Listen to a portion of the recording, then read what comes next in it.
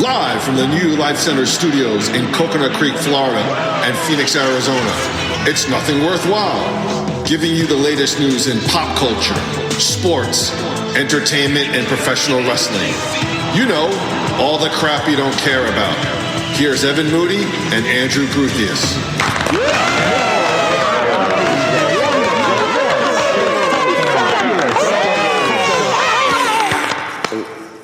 After these messages. You guys suck. Well, this is Richard Christie. I bet you his tape's good. Hey, this is Casey Armstrong. And I'm here to tell you about my favorite thing in the whole wide world. Guys, at the Ramrod in Fort Lauderdale. Guys, rocking at the manhole in Jacksonville. Guys, making out in Soho with my boyfriend Bill. I'll tell you, I just can't get enough of those guys. Especially construction workers. When they're big and beefy. Oh, I really love a guy with a big tool belt. Oh, this is Casey Armstrong. Let's hear it for guys. Yeah. Guys.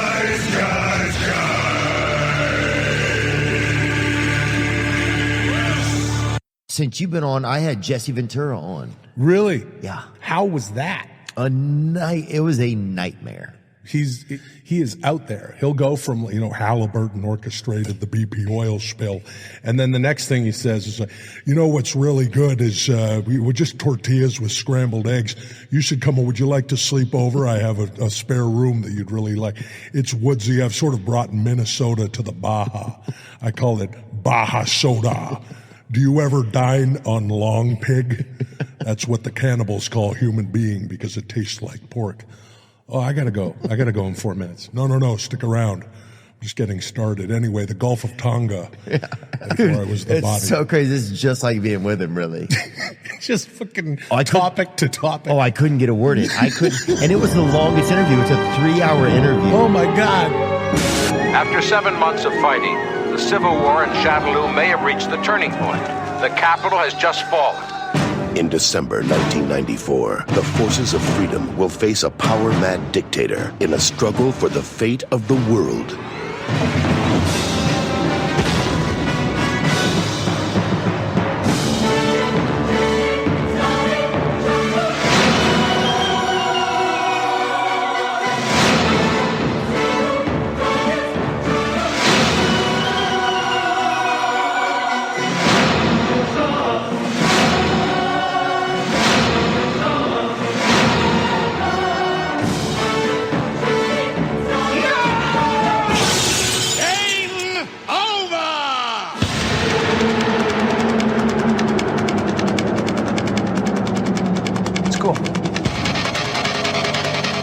I'm going to kick Bison's ass. I don't think so. You'll have to do better than that. Okay.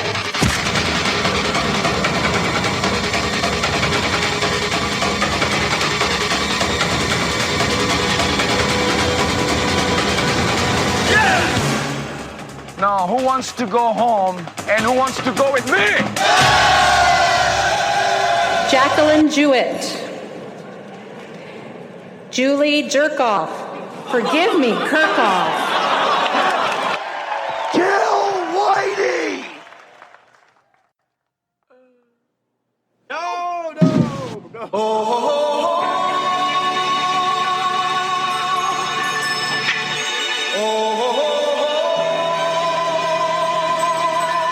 Live from the last of the Action Heroes Podcast Network studios, It's Nothing Worthwhile presents Van Dammit, a podcast about Jean-Claude Van Damme. Here's Evan Moody and Andrew Gruthius. Everybody was kung fu fighting. Those kids were fast as lightning.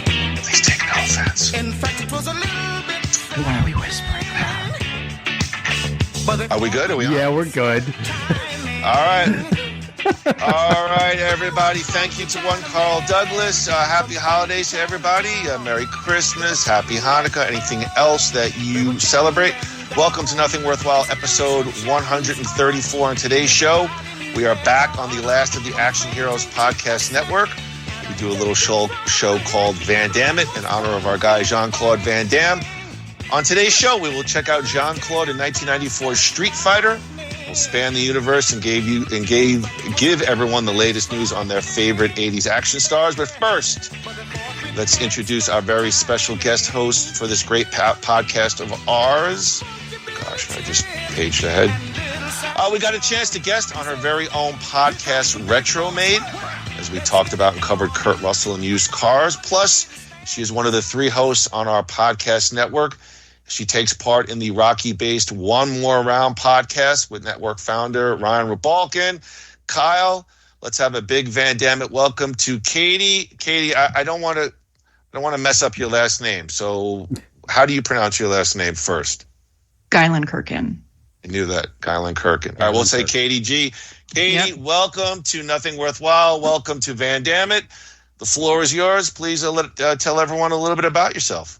Oh, well, thank you. I'm very honored to be on Van Dammit. I love me some Jean-Claude. And yeah, we are on, the same network. So that's always fun. I love doing, collaborations with other hosts from other shows. And like you said, I have, so I love Rocky. I'm obsessed with Rocky. So therefore I'm on that show. And then Retromade I started like a year and a half ago, and it's been kind of fun looking at 80s and 90s movies and talking about retro goodness. And so I'm finishing up season 1. Probably by the time this episode comes out, my final episode will be out. So we'll be covering with Ryan, actually, Tequila Sunrise, who also has Raul Julia in it. Yes. Mm-hmm, yeah. I remember that one. Season 1 will be wrapping up, and that covers who I deem the ultimate everyman, Patrick Swayze and Kurt Russell. And season 2 will be all about John Hughes films. Oh, interesting.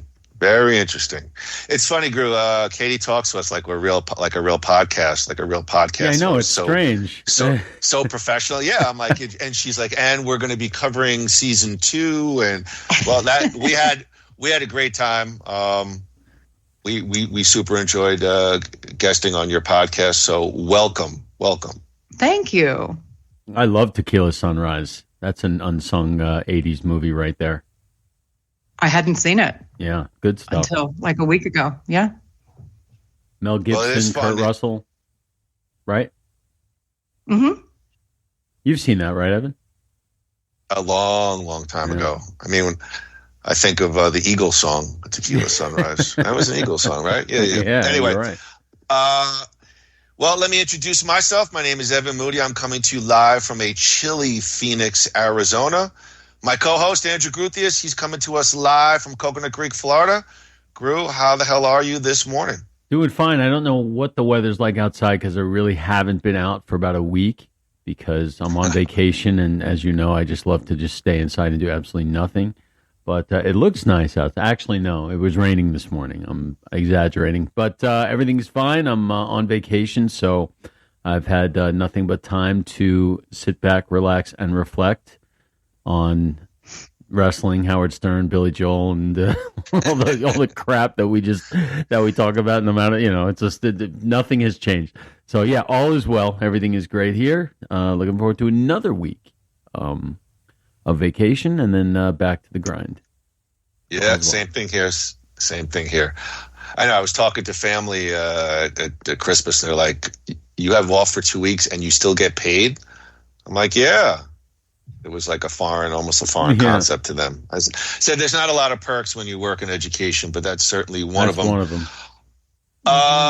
Real quick, as I was preparing for today's show, I just want to throw a couple of things out there that didn't make necessarily the full cut, but I saw Chuck Norris's mom died at the age of 103.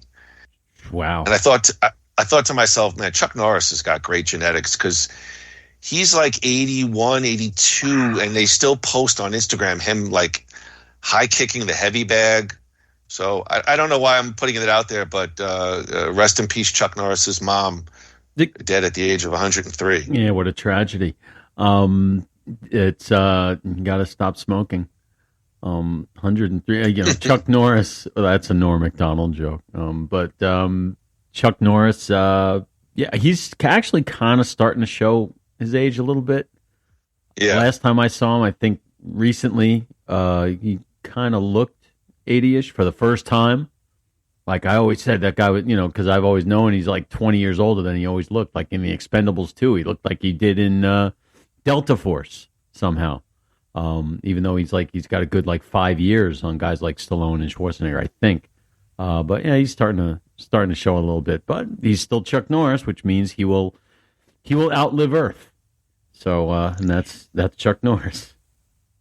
Yeah, I got that. That reminds me of Kirk Douglas. Is he still alive? Michael, it's crazy that people in their 80s still have parents alive. Is Kirk Douglas still alive? I think he passed, right, Groo? Yeah, a couple of years ago, but he was over 100, and it was like a celebration. He's gone, but yeah, he lived he lived a life well lived. I mean, you can't look at it. Well, here's the question: how old is Michael Douglas? He's probably pushing 80 at this point. Yeah. And Catherine Zeta-Jones is 25. 40. I'm joking. No, she's 50. They're oh God, get a divorce immediately. So wait, she's my age, and if he's 80, all right. Anyway, move on. She's 55. Just projecting for the future. I posted actually because they have the same birthday. They're born on the same day, just 25 years apart. So if he's 80, what would that make her? 55? 55. Yeah. Yes. Yeah. Okay. Well, yep. I feel like she just sort of disappeared. She was in a couple of real big movies, had a good run. She won an Oscar, didn't she? For Chicago, I want to say. Well, Groo, that's why you have the internet up, and please verify for our fans, for all 7 people listening. All right, you pontificate, but yeah, I agree with you. She hasn't been around that much. Good point. No, the last thing real quick was, I don't know if Katie's familiarity, but Greg Gumbel died late last night. I read that. He was on CBS for decades, studio host. No cause of death was revealed when I saw the article. I don't know too much about it.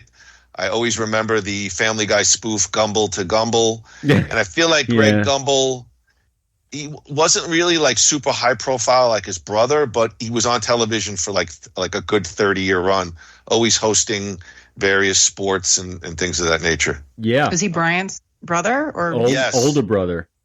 Older brother. Okay. Yeah. Interesting. He's a little bit older. That was a bummer. Heaven hates it when I do this, but it was cancer.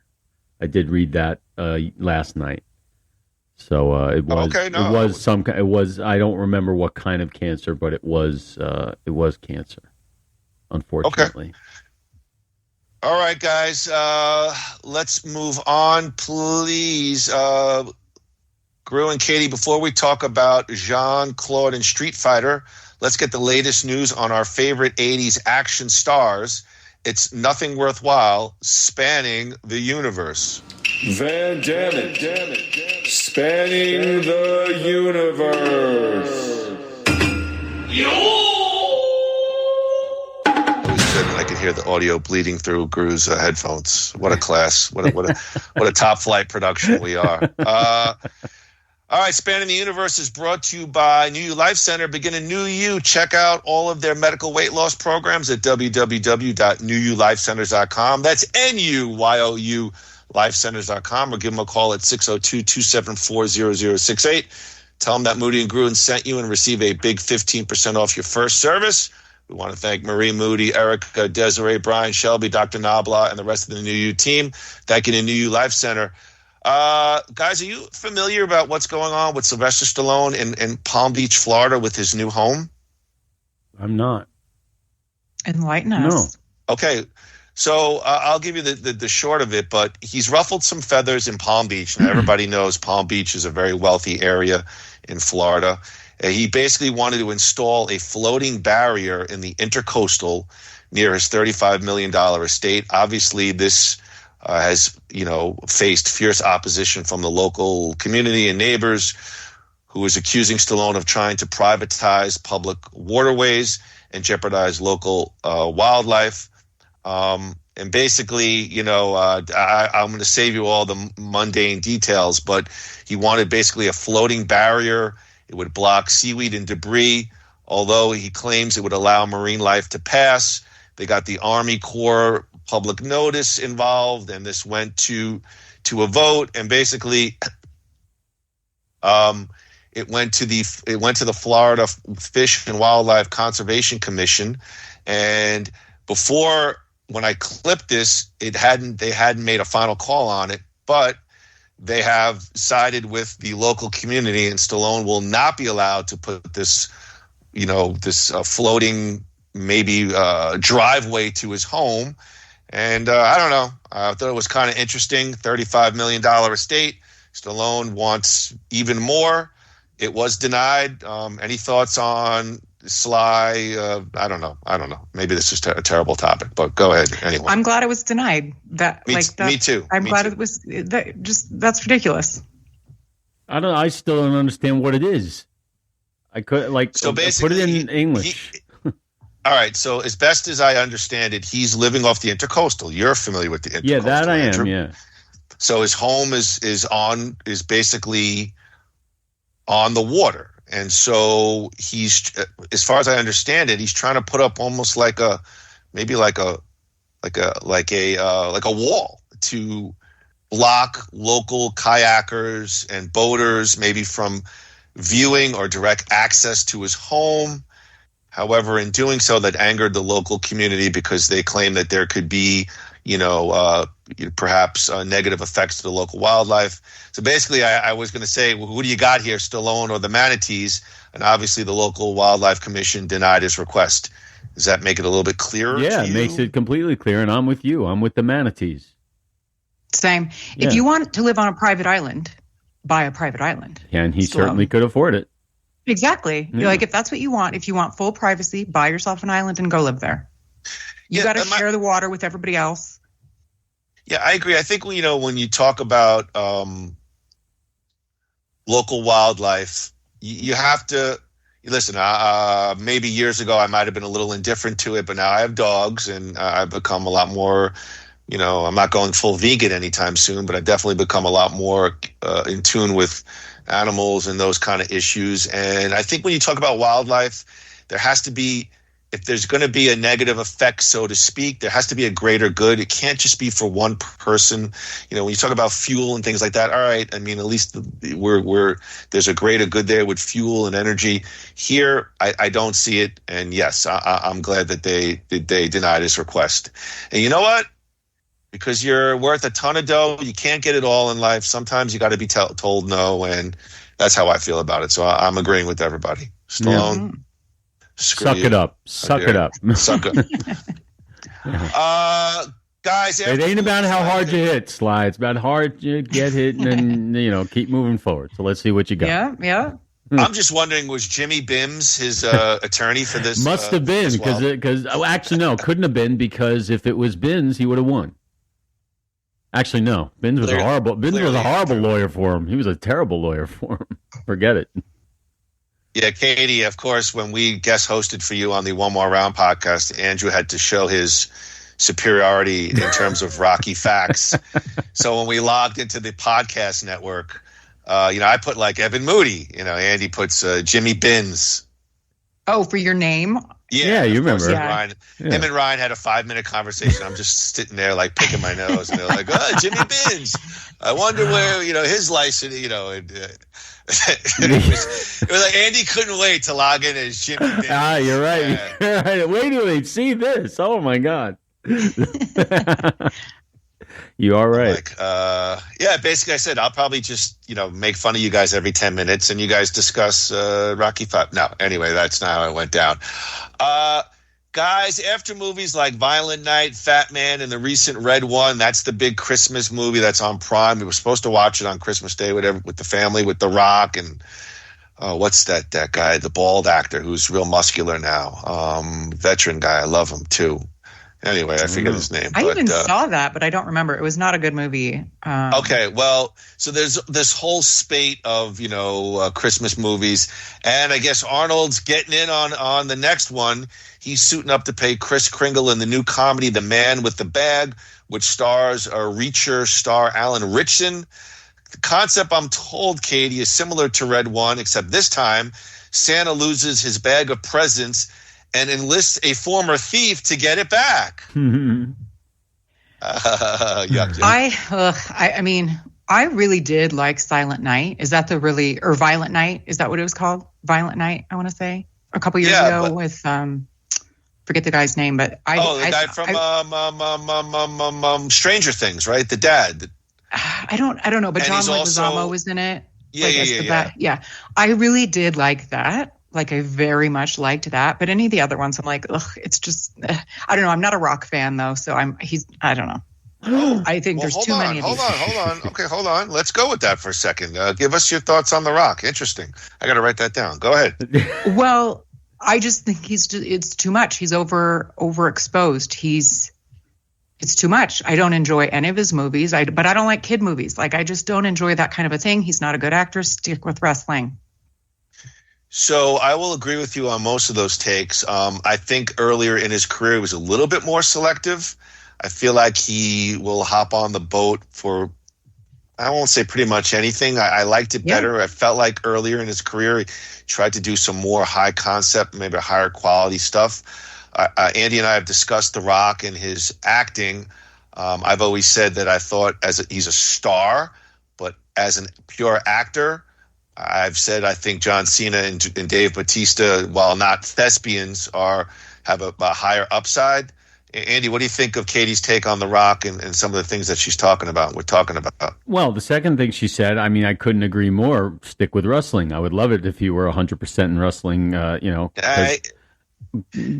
I mean, he's not going to be in. No, of course not. Now, no, so I know that. He's going to pick his spots. I know that. I'm just saying I agree with that point that Katie made. That's where he should have been all this time.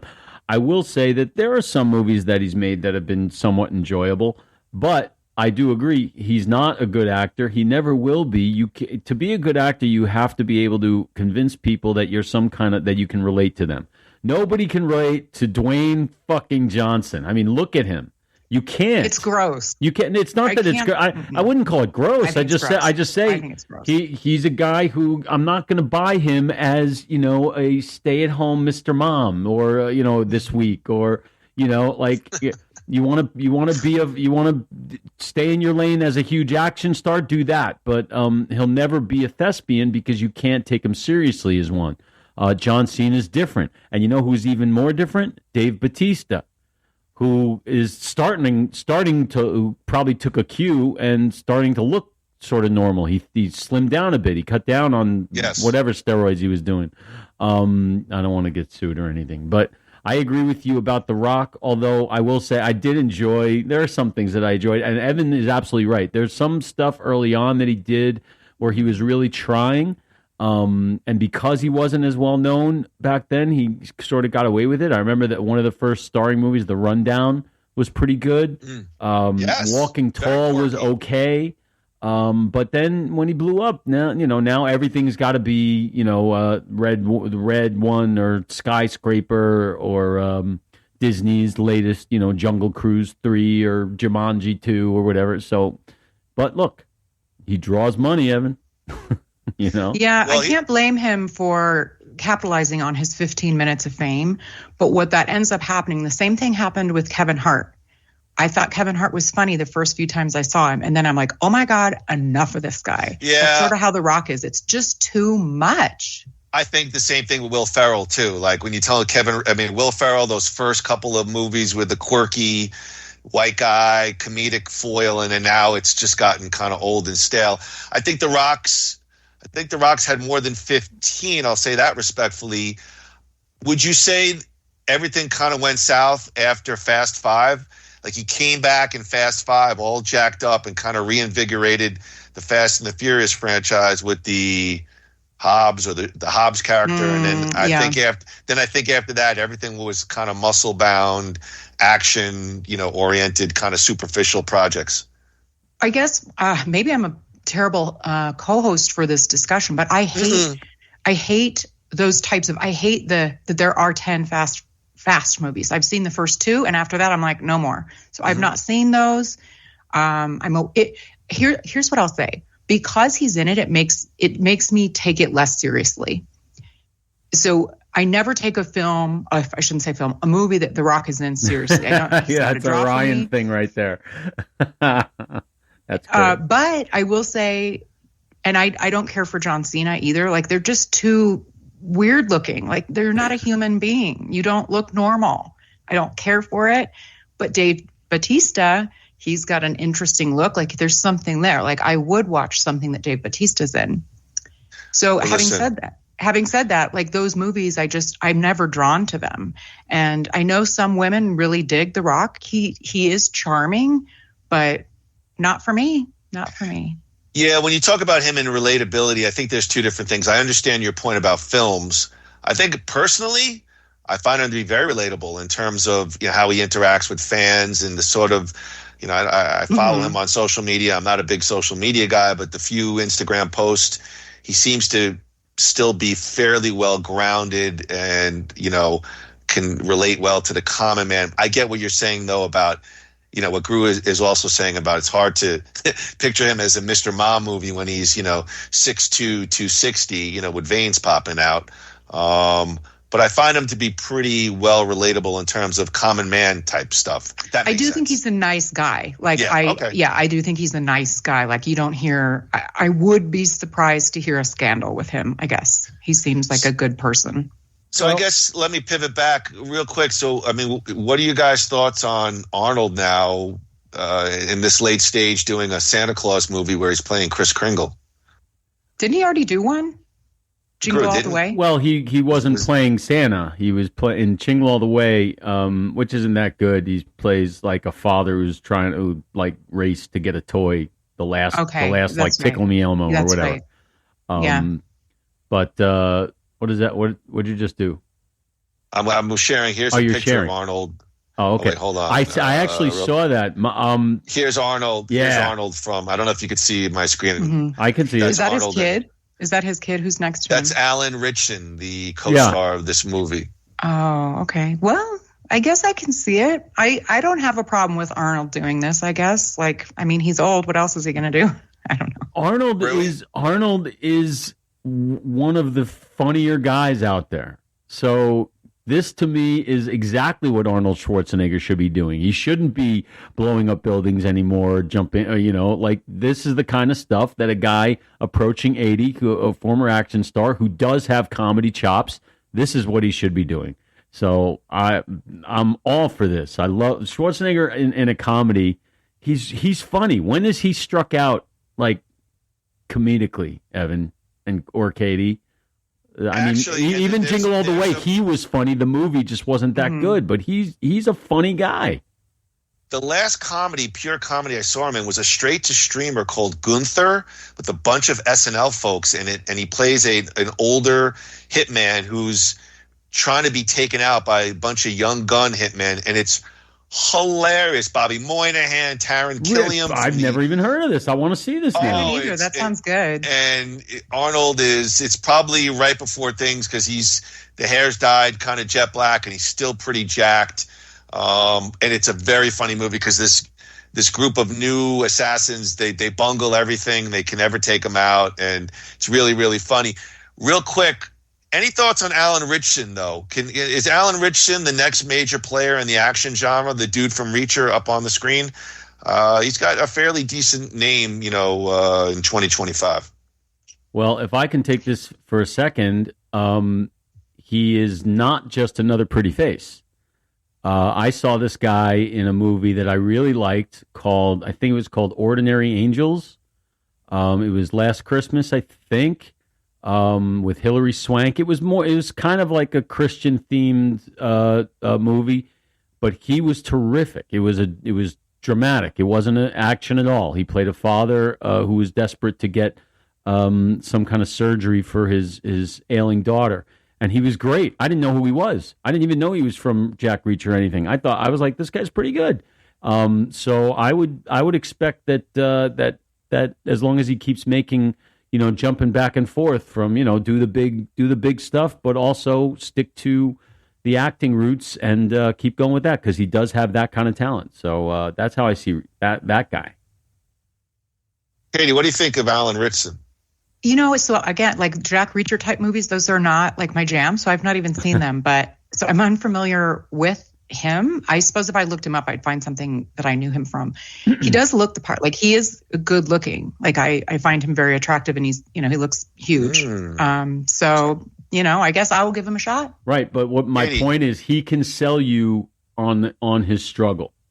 In the movie in the movie that I saw him in, he can make you look past how does a guy who looks like that ever have an unhappy moment in his life? I would pay $1 million just to be him for 2 minutes, but he can sell it. The Rock really can't. I mean, he couldn't even sell missing a leg in the Skyscraper movie. He's just no. But I'm just saying, there's acting and then there's movie star, and this guy Ritchson has a bit of both.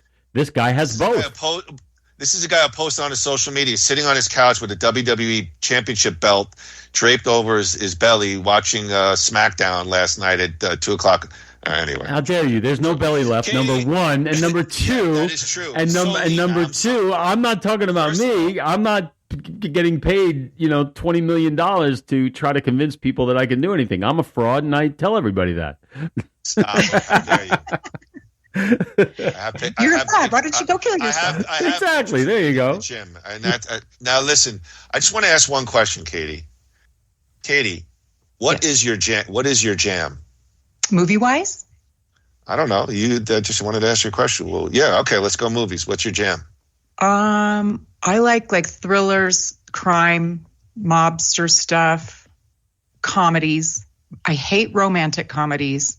I don't usually care for action movies nowadays. I like the older version of action movies. So you don't like romantic comedies, and you don't like kids movies? Mm-mm. Oh, God. So last of the action heroes, how did it happen? How did you get involved? I am like the ultimate Rocky geek. I mean, it shocks me. I say it on the show all the time that more women aren't into it. Like, what is there not to like if you're a woman? It's just wild to me. So I started listening to the show, and then I wrote in, and then Ryan contacted me, and the rest is history. Yeah, it's weird. Similar stuff with us. Similar stuff with us. Speaking of Rocky, ladies and germs, Dolph Lundgren is cancer-free. I love him so much. Well, then you're going to love this. The actor, most famously known for his role as Rocky Balboa's foe in the franchise's fourth installment, revealed via Instagram that after a 9-year battle, he no longer has any cancer cells in his body, thanks to his most recent procedure. You may know, guys and girls, that back in 2015, they found a tumor in his kidney. When they did the biopsy, they found that the tumor was cancerous. After that, he underwent scans every 6 months since then. By 2020, Lundgren began to suffer from what he thought was acid reflux disease. That seems to be so typical a lot of cancer. Like, you feel like you're suffering from something else, and they do a scan, and you get whammed with the bad news.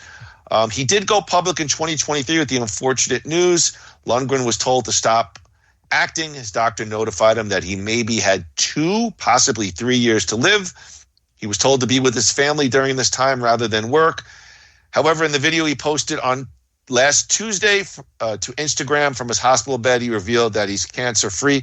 Quoting Dolph, "It's been a rough ride, and it really taught me how to live in the moment, enjoy every moment of life. I mean, it's the only way to go," Lundgren said in the video. Some good news for the expendable star heading into the new year. Andrew Gruthius, I don't know if you can pull up clip number 1. Let's see what Dolph Lundgren had to say about his situation. All right, here I am, UCLA. I'm about to go in and get rid of that last dead tumor.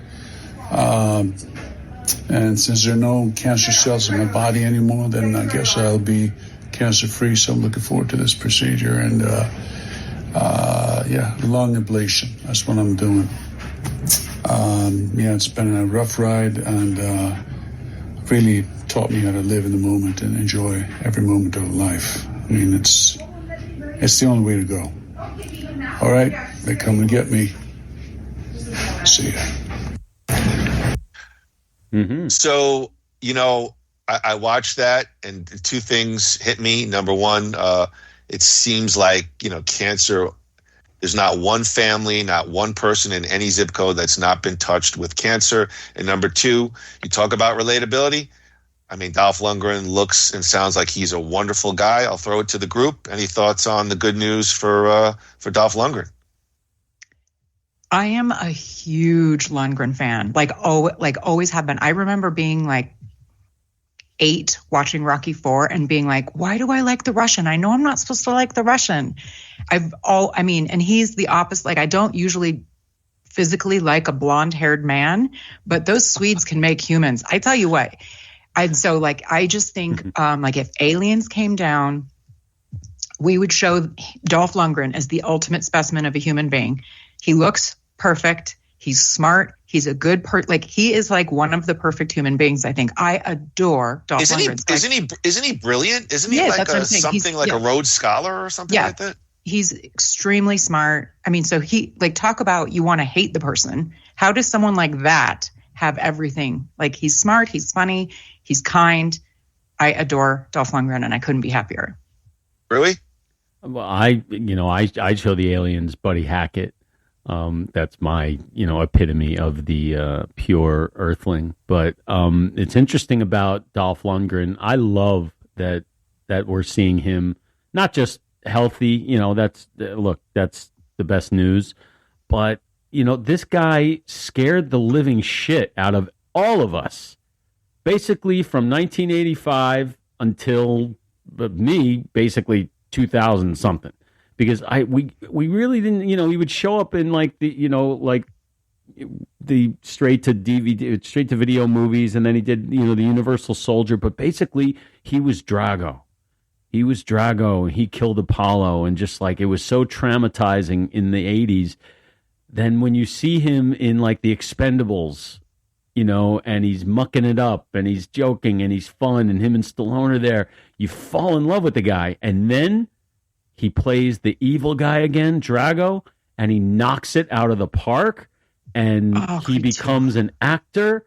And I just love that that Dolph Lundgren is Dolph Lundgren still and always. I love how his career has kind of come full circle, and God bless him. I hope he's healthy and can continue to do things, but I'm so thrilled for him for all reasons.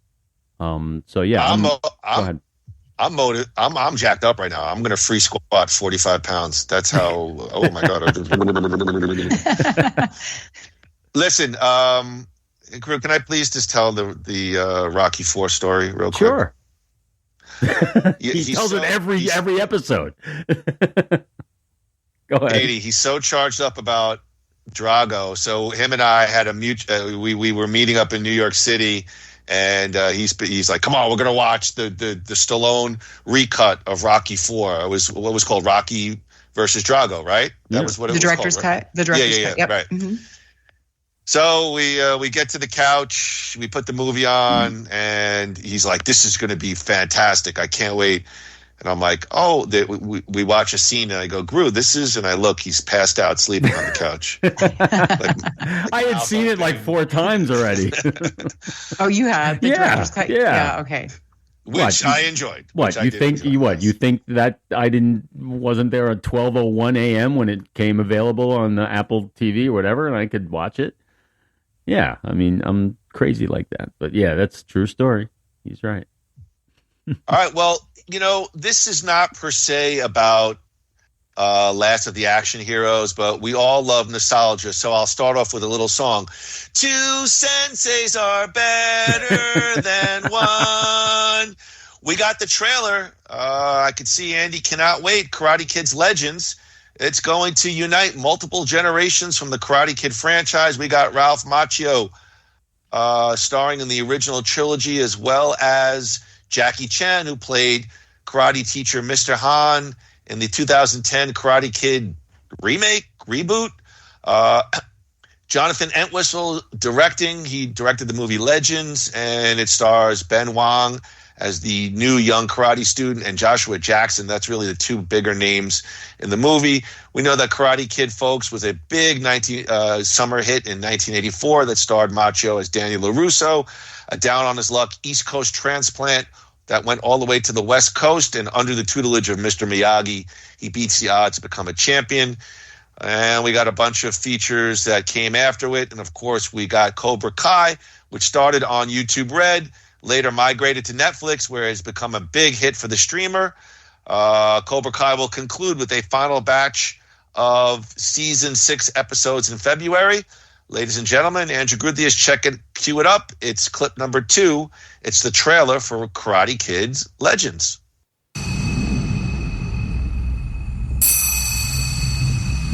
Our traditions are rooted in history. Kung Fu, karate. The tree grows strong.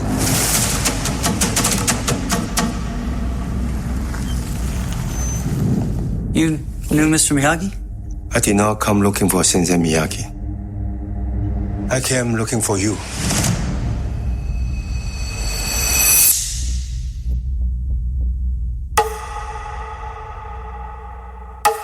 In life, you have only one question. Is it worth fighting for it? Or not?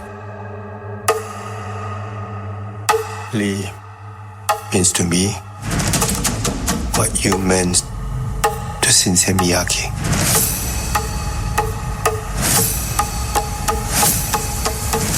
I'm doing this for all of us. Whatever it takes.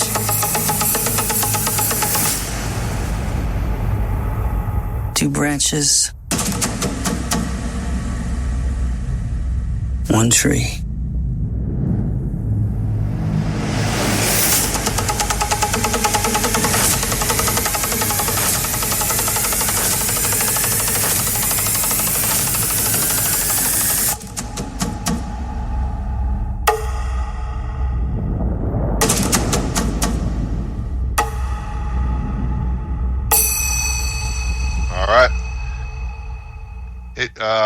We'll go first out of respect. I know he's a big Cobra Kai fan. Andrew Gruthius, what are your thoughts on the Karate Kid Legends trailer? I have a few. The first trailer for Karate Kid Legends, the new movie in the Karate Kid saga, has just been released. The trailer Oops, sorry.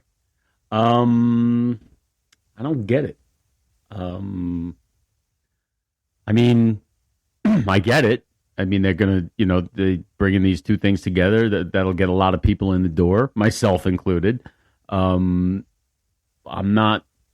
guess it's just a new story and bringing two senseis together to two hearts are better than one. I don't know. It certainly looks like fun. It looks like it's pretty much the same story as the original and the Jackie Chan remake. I guess they're combining kung fu and karate. I don't know. Look, it's interesting enough, the idea of it. Macho's wig looks great. Hopefully it looks like. But you know what? There's one good thing about it, and that's the direction of these like legacy things. If they're all treated as their own little adventures, like it doesn't have to be canon. Like this doesn't have to be connected to Cobra Kai. It doesn't like just make this a new Karate Kid adventure.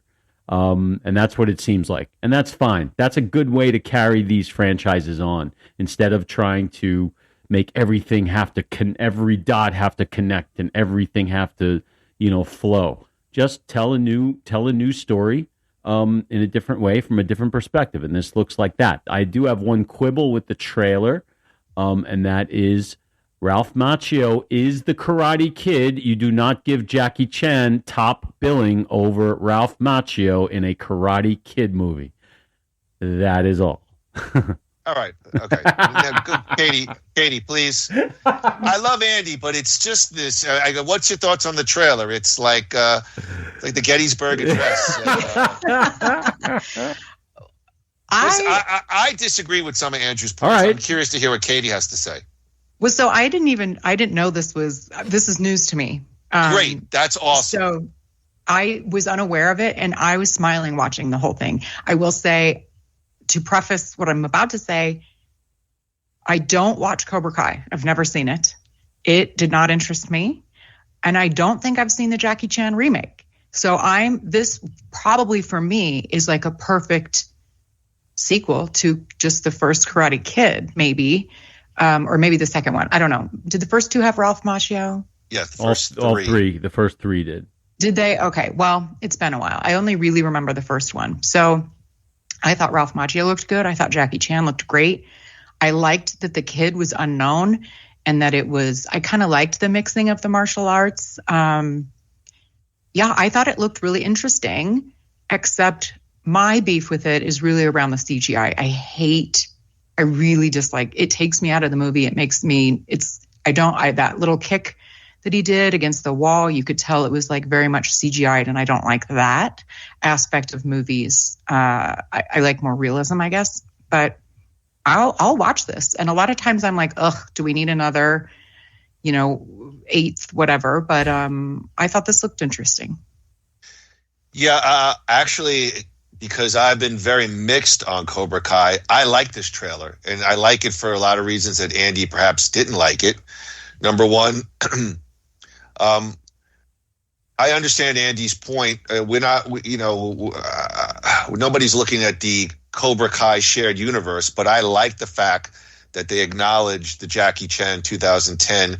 And again, I don't know the full plot, but somehow they're going to connect those universes together so it makes sense for me as a viewer. And I love the fact that Jackie Chan says, I'm not looking for Mr. Miyagi. I'm sick. That's one of the things I don't like about Cobra Kai is somehow they try to squeeze in every old character of nostalgia into 2024 and make, the little girl is now the CEO of the car company that saves no. He's still stuck on season 3. Okay, but here I'm intrigued. He doesn't want to. He wants to see Daniel LaRusso, not Mr. Miyagi. Right. It would be too convenient for me if the Asian guy wants to search out the past. No. So that in that point, I'm intrigued enough to possibly go see it, and I just like the serious tone of it. I think Cobra Kai suffers from. Again, I don't mind comedic elements, and I don't mind some hamminess, but it kind of lost me at times when they went full hammy and ridiculous endings and things that don't seem kind of rooted in realism, and so that it kind of took my momentum as a viewer out of it. I'm interested still to watch the closing. That's fine, but that's my thoughts on the trailer. I'll shut up. Well, I'll say one thing. I didn't dislike the trailer. I guess I misled you. I don't quite understand what they're trying to do. But that doesn't mean it wasn't an effective trailer. It certainly was. But isn't that kind of interesting? I said I'm going to see it. I said I'm going to see it. When he asked for Daniel, I want to see Daniel. Now I'm like, right. What's the connection? He says the connection. He says he's like, what I was for Jaden Smith, you were for Miyagi. Now we got to be for this new kid. That's basically what it is. That's fine with me. It looks like fun. I did not like the 2010. Movie. Did not like it at all, but this looks like fun for every reason that you said and every reason that Katie said. I guess I'm I was at the phase where like, who thought of this? But it does look good. I can't say it doesn't. Okay. So my interest is, how do they get there though? So we know that they're going to connect, but what's the we say the same thing with wrestling and we know kind of what the ending's going to be. How they get there is going to be so my thing would be, how does the Mr. Han character connect back to Daniel LaRusso? How does he know? How does he even know who he is? Miyagi? I agree. Exactly. And I'm in. Right. I'm sold. Enough. Yeah. I'm sorry, Katie. I apologize in advance. Guys, are you interested perhaps in a new Look Who's Talking movie? Oh, I don't know who's in it. Wait, she who doesn't like romantic comedies? Director Amy Heckerling will close out this segment. Might want to make another one. Speaking with Empire Magazine, original director Amy Heckerling teased a possible fourth movie, telling the outlet that she was actively working on a script set in the series and confirming.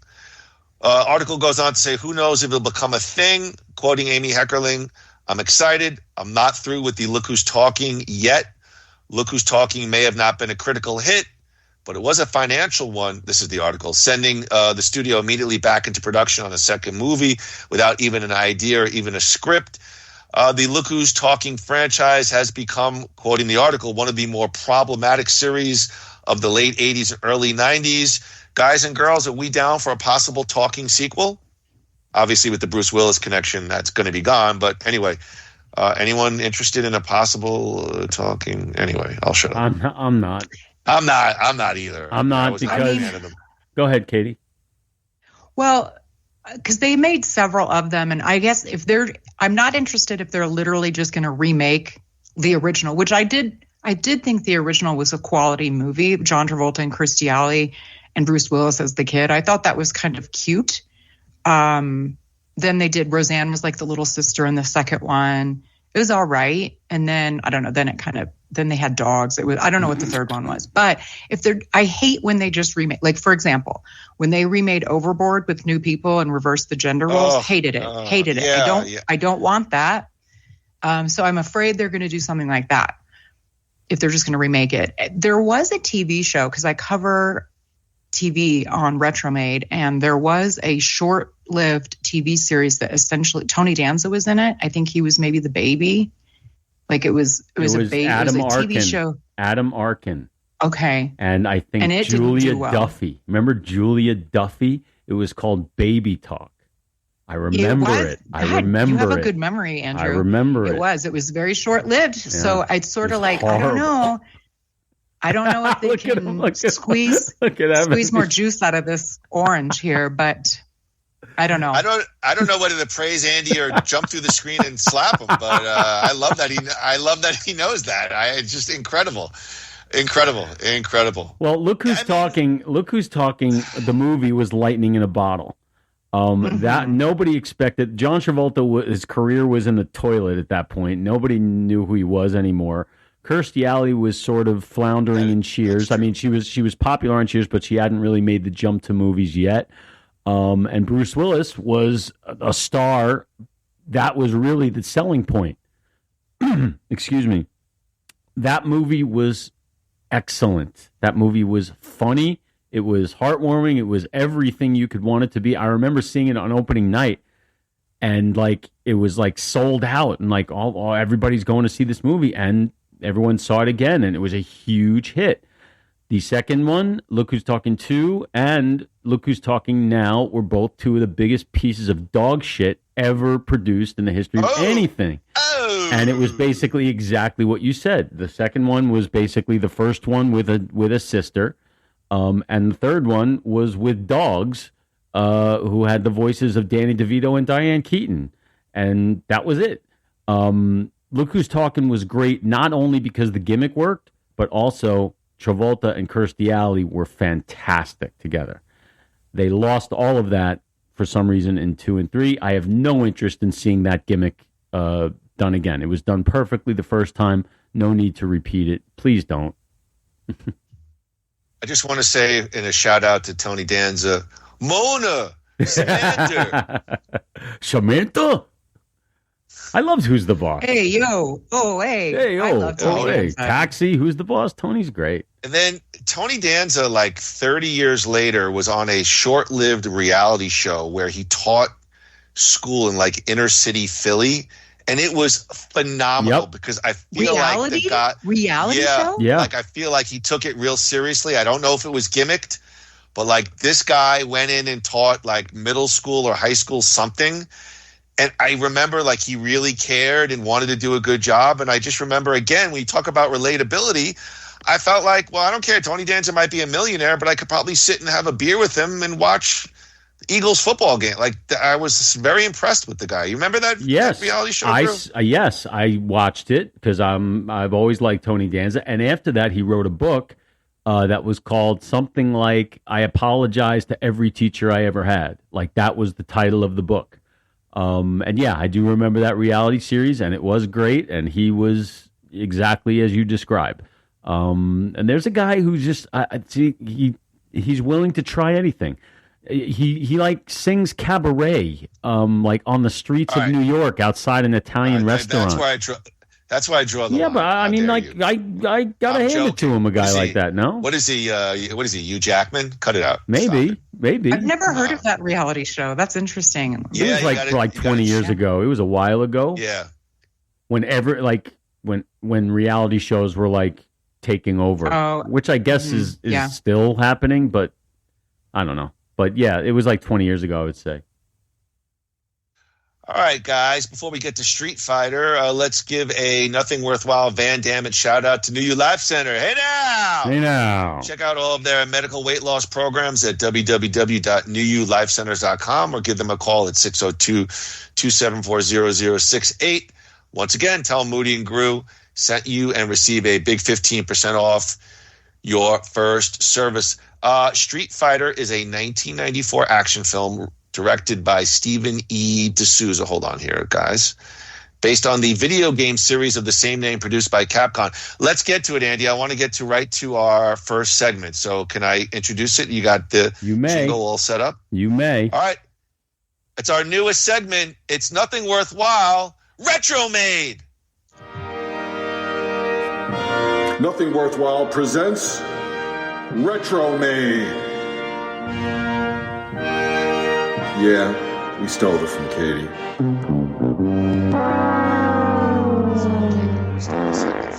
I think you're going to love it. You're going to absolutely love it. I can't tell if she's pleasantly surprised or hates us right now. No, I was waiting to hear whatever it was you were playing. So well, you'll hear it. Nothing Worthwhile Retromade is we have to promo my wife's New You Life Center. Rediscover confidence with. I see. I went back on the website to. No copy. No copy. Yeah. Rediscover confidence with expert med spa services in Phoenix, Arizona. New You offers laser treatments, medical aesthetics, cosmetic injectables, medical weight loss programs, IVs. Check out their monthly specials, including Botox, lip filler, Radius fillers, Duo laser treatments, PDO smooths at www.newyouLifeCenters.com. I think she put something in the mail for you. That's what she said. Thank you to Marie and the team over at New You Life Center for sponsoring our next hilariously funny segment. All right, so when we went on Retromade, we had a great time. And so, Katie is clearly a fan of nostalgia, very passionate. So I wanted to ask you guys, does anybody have any idea the top 5 films of 1994. I didn't do a specific to the date that this was released. I just did top 5 films of 1994. A little fun conversation. Anybody want to give a gander if they can name any of the top 5 films of 1994? 2 come to mind immediately. Was Forrest Gump 94? Yeah, that's got to be number 1. I wasn't even thinking of that. I'm betting that's number 1. But I'm thinking that Dumb and Dumber is up there. Also, there was... what was that other one? Definitely Dumb and Dumber. Shawshank did not make any money, but that was 1994, so that was not a hit. That was actually a big bomb. That's hilarious because it's the number 1 IMDb movie of all time. Yeah. Speed 94? Shawshank was a bomb? Yeah, nobody saw it. Nobody saw it in the theater. Really? Yeah. Okay. It became a hit on TNT, showing it like 19 times a day for like 7 years. But what did I just say? I just said another one. You said, we got Forrest Gump in there. Speed. Is Speed 94? I think that's 93. I think that's 93. So then, that is, it's Speed is not in the top 5 of 94. I've got Dumb and Dumber. All right. Let me give you number 5 was the Flintstones at over 130 million.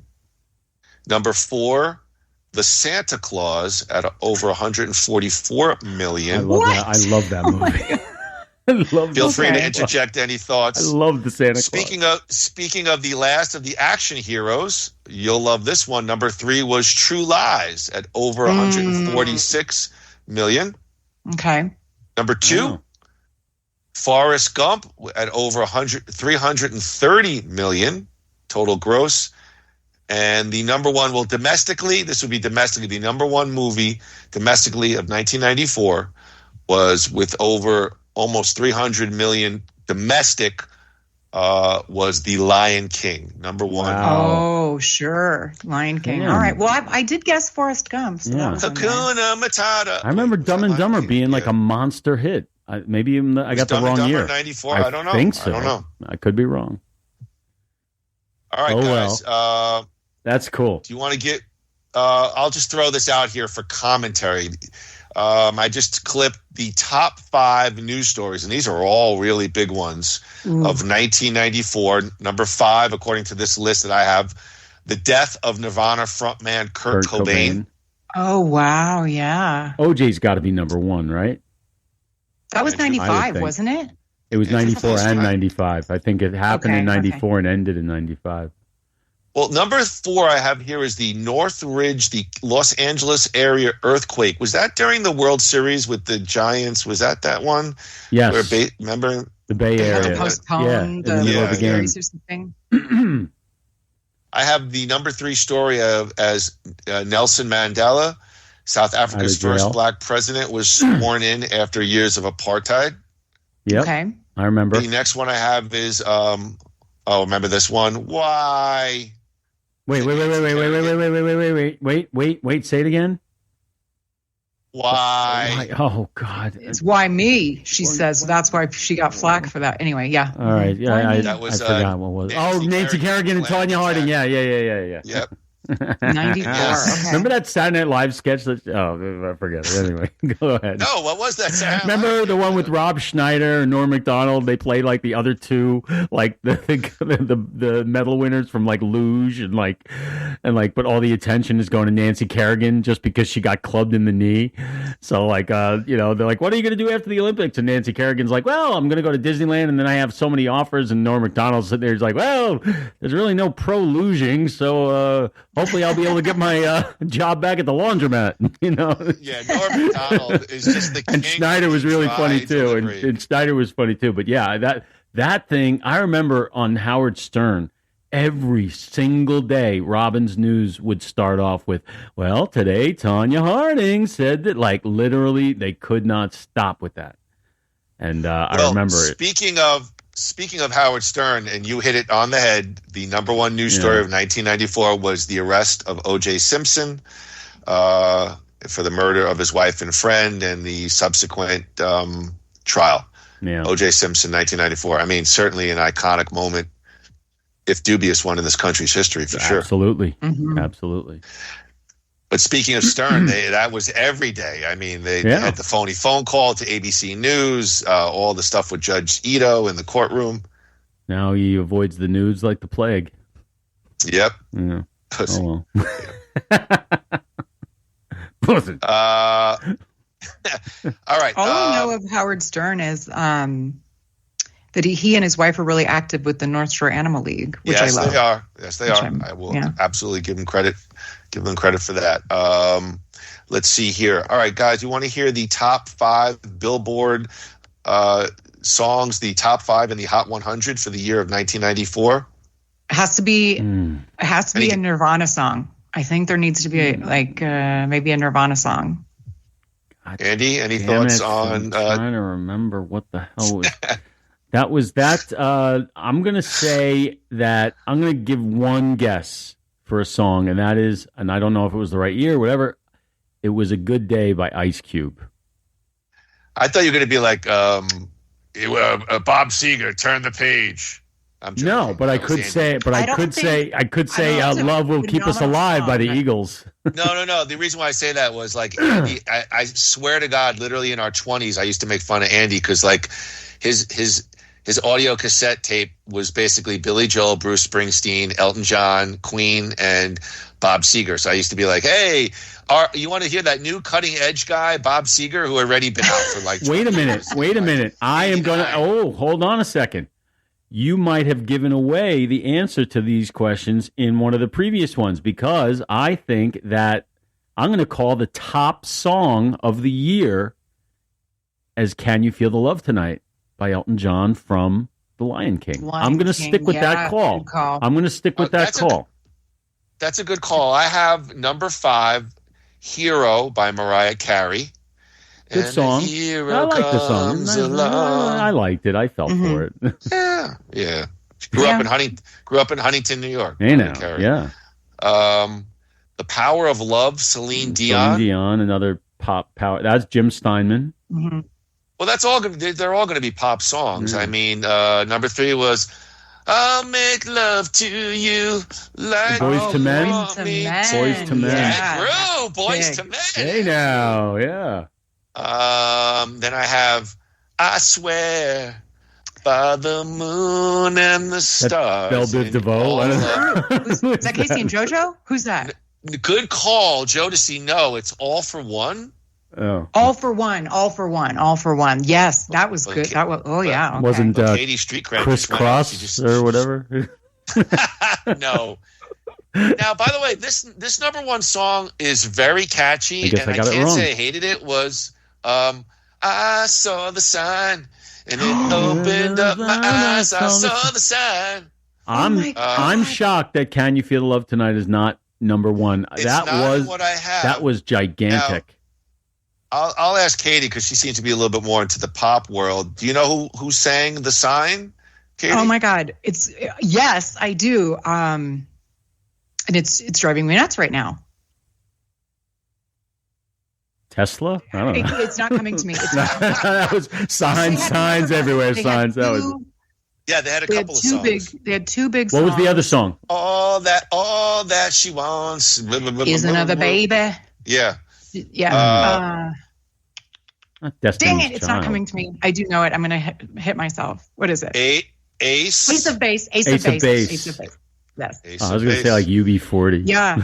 I mean, because at 94, I was like in junior high or something, I want to say. So that was. In 94, I was retired preschool. I was cashing in my 401k as I had graduated high school. I had graduated high school a year earlier. Somehow, it's like these 2 old bastards. All right. No, I like older things. Like I know more things that are older than my time. Then you'll love the top 5 viewed television shows of 1994. Okay, and can I guess one? They're all wheelhouse classics. Let me just give you number 5 because it's not something that will come to mind. Number 5, I have Monday Night Football. So let's just get that out of the way. Now give me your scripted because they're all not script. I didn't even know you were doing this. I think NYPD Blue has to be up there somewhere. That's going to be my pigeonhole for that category. NYPD Blue. I can think of our sitcoms like Family Matters, Full House. You're on the right track, Katie, with sitcoms. I have number 4. This was a big one, but I think she disappeared. Home Improvement. Yeah. Home Improvement I have is number 3. And Roseanne. 18.5. Roseanne. I have number 4, Grace Under Fire. That was that comedian. Brett Butler. Yeah, they did a dark side of comedy about her. Very sad. I think she had a really bad drug problem. Yeah. Number 3, Home Improvement, 19.5. Andy, not NYPD Blue, but I have ER as number 2 with a 20.0 rating. Jeez. Friends, it has to be then. I have number 1, Seinfeld, 20.6. I guess was that Seinfeld's start of its big run? I don't know. It was right in the middle. It was right in the middle of it. Mm-hmm. When did Friends start? I don't even remember. 93. I think Friends started in 93, 94. Maybe it didn't really hit its stride. Took it a minute. Climbing. I'm shocked about Grace Under Fire, though. I remember liking the show, and I'll watch. They had reruns on some channel, but I didn't think it ever rose to that level. Remember how everything back then was time slots? Grace Under Fire was ABC sandwiched between Home Improvement and Roseanne. So Okay. people were going to watch. Yeah. And it was the same audience for Brett Butler that would watch Roseanne and Home Improvement. That's how TV has changed so much over the years. It used to be time slot. When is this going to be on? Because that's going to make the difference. Now it doesn't matter anymore. So was this also different. during the initial Roseanne run? Was 94? Was that show? Yeah. No, that was towards the end. It was towards the end, but it was still hot. I mean, It ran for like 9 seasons. That's one of my favorite shows of all time. I love that show. I think it's one of the best shows ever. I agree with you. It did flame out. I think the last season, but that was like 97. So I think it was still going strong around 94. All right, that was a fun little picture of what was going on in 1994. I love that. Did we steal that directly from Katie? Yes, we stole it directly from Katie. All right. So now we do it as our tribute to Katie. Well, we'll see if we'll bring this back. It might not be justified. If we monetize, Katie, if we monetize it, we'll give you a percentage. So don't worry. Oh, well, I expect it. Nothing less. Yeah, we've tried to monetize this. We got a couple of dusty nickels, and that's about it. Yeah. All right, let's go to Street Fighter, directed by Stephen E. D'Souza. Does anyone have any sort of recollection of Mr. D'Souza? Andrew, I see you're shaking your head. Are you familiar with Stephen? Yeah, Stephen E. D'Souza. I believe he wrote the original Die Hard, maybe more than one of them. I think he was involved in all those Die Hard, Lethal Weapon, that whole team of movie makers. So he lends a lot of action credibility to this movie. I think this is probably his directing debut because he wasn't. I believe. Yeah, because he was known as a writer for those other things. So that might explain some things about this movie, but it also explains others. So I know I'm familiar with his work, and I saw Katie shaking her head too. So she's obviously familiar as well. The name is very I feel like it's a bigger household name. Like he did Commando also. He wrote, but when I did look up what else he directed, nothing else really. Like this is basically it. Yeah. So he was he was a story editor for The $6 Million Man, Hardy Boy Mysteries. Well, that's pretty big. He produced the first season of Knight Rider. I mean, those are pretty massive television shows. Yeah, it doesn't get more massive than Knight Rider in the 80s. Wow. Yeah, and you guys are right. He was the screenwriter for a ton of big feature films like Commando, Die Hard, 48 Hours, The Running Man. I love The Running Man. Die Hard 2. Shame on people who don't know who he is. Jesus, that's nasty. He was basically, from my notes, he was basically known as a script doctor. He sort of kind of pivoted to rewriting pre-existing screenplays to kind of beef it up with more humor and more action. He also won the 1991 Razzie Award for Worst Screenplay for... Wait, what year? 91, and it's an action movie. I'm going to say one of our guys. I think I know. Another 48 Hours. No. Damn it! God, I'm doing so bad today. I don't know your feelings. Last Boy Scout. You're in the right vein. Hudson Hawk. Hudson Hawk. I love Hudson Hawk. Hudson Hawk is great. Underrated. So weird. Anyway. Well, it's interesting that he's a script doctor. I find that really interesting because, I hear his name a lot. He's got a lot of cred. I don't know. I guess that I'm giving away some of my feelings about the movie, but that surprises me that this movie turned out to be this movie. Well, I can sort of speak to that because the script doctor, it's almost like I think I see where you're going. It's like stay in your lane because a script doctor is exactly what Evan described. It's like they got a good story, they got a whole bunch of stuff, and they give it to somebody and says, all right, now you make it into what's going to get people to buy tickets. This is good. This is good. Take us home. Take us home. Now, you do that all this time, all you're doing is filling in holes, right? What's already there. Exactly. And you do it the best in the business because look at that list of credits. Then you want the keys to the car. And they said, all right, this guy's done it all, been there. Let's see what he can do. and then we can take it from there. But that's my take on what you said. Interesting keys to the car analogy. I was thinking of a sports analogy where Bill Parcells used to say when he was a head coach and he wanted to be a GM, you want me to cook? I need to be able to buy the groceries. So I was just thinking, I guess once you get a taste, you want the full assemblage, if you will. Yeah, I mean, it's two different skill sets.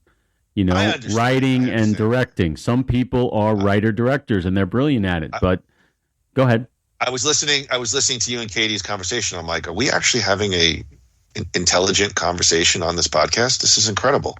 Right, but if you just to give you an example, if you look at like Steven Spielberg, I believe the only screenwriting credit he's ever had is E.T. All those other incredible movies, he doesn't write the scripts. He doesn't consider himself to be a writer. He's a director and a producer. It's a different skill set. So let's see how his script doctoring skill set applies to Street Fighter. Well, I also was reading. So, okay, I will also say I never played this game. I don't know if you guys had played the game Street Fighter, the video game. I'm just about to ask you guys about that after this. Go ahead, Katie. I haven't, so I don't know if I would feel a different type of way if I had. But I was reading whoever owns that Capcom. I think they might have gotten their own way, and maybe it sounded like D'Souza wrote this like very quickly, like in one day maybe, and then they were really pushing for a certain release date, so they had to rush some things. So I mean, that probably didn't help matters. So I do remember Street Fighter. It is a series of fighting games that was developed and published by Capcom. They've had various spin-off, crossover. It's considered one of the highest grossing media franchises of all time. It's had a sale of over 55 million units worldwide as of June of 2024. Now, maybe this is to Katie's point. Capcom alone financed most of the budget of Street Fighter. Because Capcom was co-financier of the film, every aspect of the production required their approval. Among other points, so Katie did her research, they mandated a December 1994 release date, which required the cast and crew to maintain an aggressive filming schedule. So my question to everybody was, I know Groo's been on some movie sets. Is this common in Hollywood where a third party, so to speak, finances a film and puts forth very strict demands or expectations? Yes. In fact, the most famous example is one that went the opposite direction, is George Lucas, because he made sure that when he signed his original deal for Star Wars, that he had the rights to any and all merchandising that came along with it. So, right, but was there a third-party financier of the film? But that's the thing. If somebody else had gotten their hands on the Star Wars toy idea, like Mattel or whatever those things, they could have, just like Marvel. Marvel built a studio out of financing movies because the movies ended up being great. But it was Marvel who was putting all that money. It was 20th Century Fox that was releasing them, but Marvel was putting up the money. So the answer is it's very common. Here, it's almost ahead of its time. Like back in 94, for them to do it, I mean, obviously they're doing it. It's very, very simple. December. Why? Because Christmas. They want to sell not the movie. They want to sell video games. They want to sell action figures. That's where the money is. Like the real money. The hundreds of thousands of kids who are going to see this and want to buy the new game and the new toys. So they have to get it out by December. There's just no other way. That's the only reason they're making it. So it's very common. That's why you hear when it's like, oh, we had to rush to get this date. It's like they own the movie. Why don't they just move the date? Oh, it's not that simple because you got to satisfy a lot of different talking heads, a lot of different companies. A lot of people have stake in it. So, and like you said, in this instance, Capcom or whatever it was called, they're putting up all the money. You got to do it the way they want to do it. And that's where a lot of problems, happen. So it's very common. Yeah. So you mentioned Mattel. I just wanted. This has nothing to do with with this movie. They have finished. They have finished construction. We're getting in Phoenix a Mattel theme park. Really? Like all the Mattel, like Hot Wheels. There's like a Hot Wheels roller coaster. Yeah, it's over in Glendale by where the Cardinals. There's a big outdoor, the football stadium, and then there's like outdoor. So that it's built right there. That's a hell of an idea. And I really, like Mattel. Like Mattel's got Mattel's G.I. Joe. Yeah, all those. Barbie, I think, but they're doing a Mattel theme park. I guess it's finished. So anyway, just a little fun fact there. Interesting. Katie did talk about the rushed script writing. So D'Souza said he wrote the initial draft of the script overnight, being aware that Capcom. That can't be a good thing. What was he on? I'm very curious. He was on Adderall, vitamin C, and cocaine. I don't know. Can I say one thing though? As someone who, like you said, I was sort of part of the business for a while, and I have had the experience of sitting down and writing something feature length in a very short amount of time. Not by pressure, but because it just poured out. So it's not for a writer, especially someone like that who's used to doing it. It's not unheard of. In fact, in many ways, it almost works better because it's so organic. So I wouldn't look at that. Like you know what I mean? Yeah, I think you wrote that very quickly. Respectfully, I think you're talking about two different scenarios. I mean, when you're hot and you're creative and you're flowing, get to the computer, get to the paper, and let it go. Here, I feel like D'Souza. Again, I don't have all the details, but D'Souza was on him. Yeah, like we got this production, we got money. It's got to be X, Y, and Z. He said he was a fan of the game. Capcom. Well, I don't have other. I mean, Capcom had long envisioned Jean-Claude as Guile and asked for him to be cast. Raul Julia said he accepted the role of Bison because his children were huge fans of the video game series. After Van Damme and Raul Julia were cast as Guile and Bison, most of the casting budget had been spent, so that means the majority of the other parts had to go to little-known or unknown actors. And so that really took me to, let me just page down here, the cast of Street Fighter, which was basically, Jean-Claude, Raul Julia, a young Kylie Minogue as Cammy. I mean, nobody else. Has she ever acted in anything? She's a singer, right? Or is she more of an actor? Yeah. They needed somebody Australian, or like they kind of pigeonholed her in that. Ming-Na Wen, Olivia Newton-John booked? Ming-Na Wen, who played Chun-Li, didn't she look familiar to you guys? She was already on the TV series ER at the time, which we just talked about. So she was somebody. I wasn't big on ER. I mean, I've heard of Damien Chapa. Wes Studi. I mean, the big fella who played the big Samoan, he looked kind of familiar. I don't even think I have him on my listing here, but I mean, basically, I wrote in my notes: Jean-Claude, Raul Julia, young Kylie Minogue, and a lot of Sagat. That was Wes Studi. He was in like Heat. He was in I think Silence of the Lambs. He was in. He played Geronimo in a movie with Gene Hackman. So he's when I guess I'm wrong. No, you're not wrong. The reason I bring it up is because I remember when I watched the movie and I saw that he was in it, and I said, "Wow, that's a good get." So there's some more. He didn't come cheap. So there's some more money there. I feel they're very top heavy, and then they're just lean. Jean-Claude. Go ahead. Oh, I'm sorry. I didn't mean to interrupt. No, go ahead. He got $8 million, which is a lot. Like he wanted some outrageous number. He thought he was like a Tom Cruise. He wanted something outrageous. And like I was reading about his his ego was really a problem on this movie. Yes. But so $8 million of the however much they had allocated for casting went to him. And I was going to ask you guys, one of my favorite movies, 1993's The Program. Football movie. You guys James Caan. Yes. James Caan. Yeah. It's been a long time, but I saw it. I fucking love that movie so much. And Latimer, the roided up freak show guy, that like he plays Zangief in this.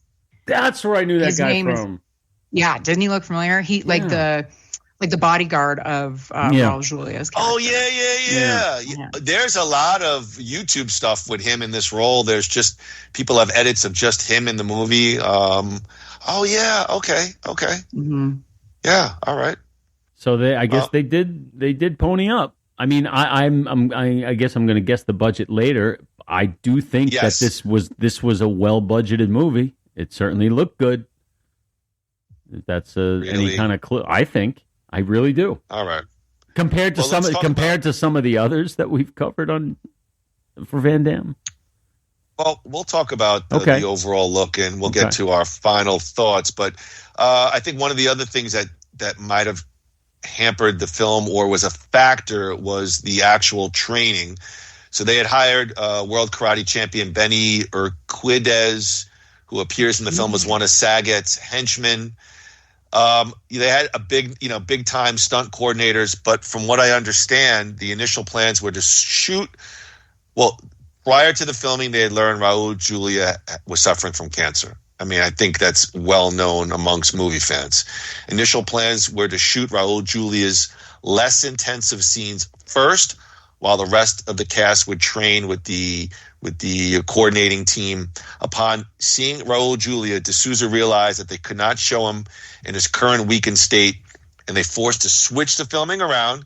So this led to an environment where the cast would be trained literally prior to their scenes, maybe hours before their scenes, to get them ready because they wanted Raul Julia as fresh as possible. And I mean, my thing is Raul certainly does not look well in this movie. I don't know if anyone has any thoughts about that. Yeah, well, what you're saying is they killed him, right? I don't know about that, Andy. I actually kind of remember when this was going down, but it had nothing to do with Street Fighter. I think it was a movie he did either right before that. It was like an HBO movie where he was down like in Mexico and he had to get really skinny. And he contracted something, and then he never quite shook it. That's what I had thought. What caused him to pass away. I didn't know it was cancer. But yeah, I agree with you. He doesn't look well in this movie, and you know what? Quite honestly, he probably shouldn't have been in it. You know, that's how I think he was the only good thing in it. No, but that's not. But I mean, if. You know, they're talking about rearranging the shooting schedule because this dying man, we need to get the best work out of him. That might not be the best priority there. I don't know. True. Well, in all fairness, I mean, Raul had clearly stated he wanted to be part of the film. His kids were fans, and listen, I've had some people in my family in similar situations. Some people choose to sit in a room, and some people choose to get out there and work and live life to the very end. I mean, he must have passed prior to the release of the movie, because if you watch the end credits, they say Vaya con Dios, Raul Julia. So they acknowledge Raul's passing at the end of the movie. And in fact, from what I remember, do you have anything about like that post-credit scene? Yes. All right, so I'll save it There was a it's actually right on my notes on this page. There was a post. Excuse me. Let me get a sip of black coffee. Excuse me, everybody. All right, it's a joke. There was a post-credit scenes, Gruey and Katie, where Bison was revived, and sort of gave a little impetus for perhaps a sequel, but it was omitted from the theatrical release out of deference to Raul Julia, but was retained in home video and DVD releases. So, I mean, my thing is, I don't know yet how much money they were going to make, but based on quality, I don't know. I don't see that there was a real big demand for Street Fighter 2 starring. Even though there was Street Fighter 2 the game and Street Fighter 3 the game, and all of that. But I think Yeah, I don't think it landed the way they thought it was going to land. Well, it made money. Go ahead, Katie. But I think obviously the response was different than that. But did you guys see who producers wanted to play that role instead of Raul? I don't have notes on that. Was there? Wait, I want to try to guess at the time. You're not going to guess. I'm not going to guess. James Woods. I don't know. No, not a bad guess. But Stephen Lang, who was in Avatar.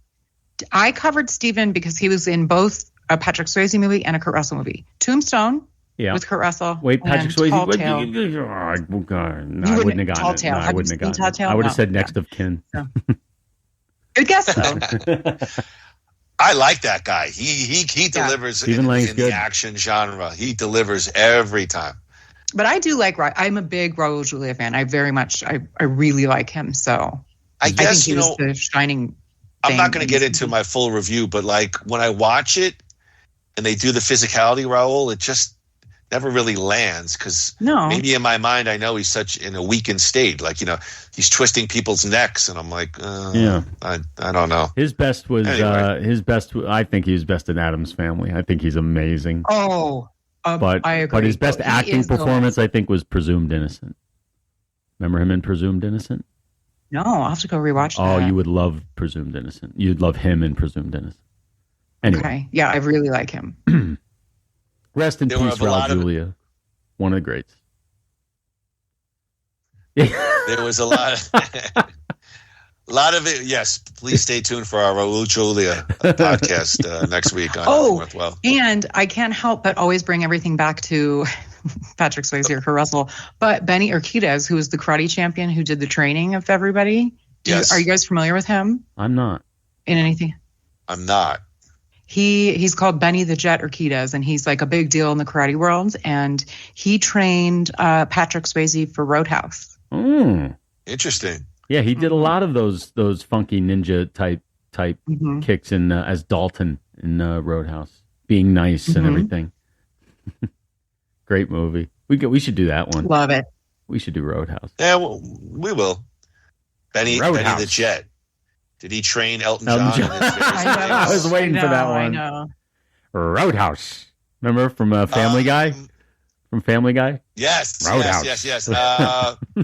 D'Souza stated that he did not want to make a generic martial arts movie. He described the film as a cross between, this is D'Souza, Star Wars, James Bond, and a war film. He did not want to shoehorn in elements from the game, citing the previous year's poorly received Super Mario Brothers film as an example. And Katie mentioned it. I think that is a problem here. I feel like there's very little Street Fighter in Street Fighter. I literally wrote down that has little, if anything, to do with the plot. Yeah, right? I mean, I know Street Fighter is sort of a one-on-one fighting movie, and I don't know. I didn't get that sense. Not a huge fan of the or in depth on the video game, but you just don't get that sense really that you even draw back to the video game. Like the final shot is, I guess, the classic exterior for the Capcom game, and I felt like that was kind of mildly it. Yeah, you were right. The characters of Ken and Ryu. P.S. They don't know how to pronounce Ryu in their own movie. Sometimes they say Ryu, sometimes they say Ryu. Did you guys notice that? But those it's like Lincoln Hawk and Lincoln Hawks. Hawks, like, yeah. Notice my hat, by the way. Oh, love it. Jimmy it's hard to see. Yeah. But yeah, I don't know. There's too many characters. I agree with you. I agree with both of you. I think this was Street Fighter in name only. And I think that was by design. The Street Fighter aspect sells a certain amount of, they can chalk up a certain amount of tickets are going to be pre-sold just because of Street Fighter. Okay. And then here we're going to pay this pro to come in and basically do what he wants. And then he comes in and does what he wants. Then he hands the movie over to the people who have the money, and then they can do what they want to it. And that's what it seemed like. It went through an assembly line like that. Once the director's done, like says cut, if his only role on the movie is a director, he's done. He's done, and then the company can do whatever the hell they want with it. And especially him being a first-time director who's mostly known as a script doctor, albeit a very successful one, probably didn't have a lot of control over what happened to the movie once he was done. That's what I think happened here.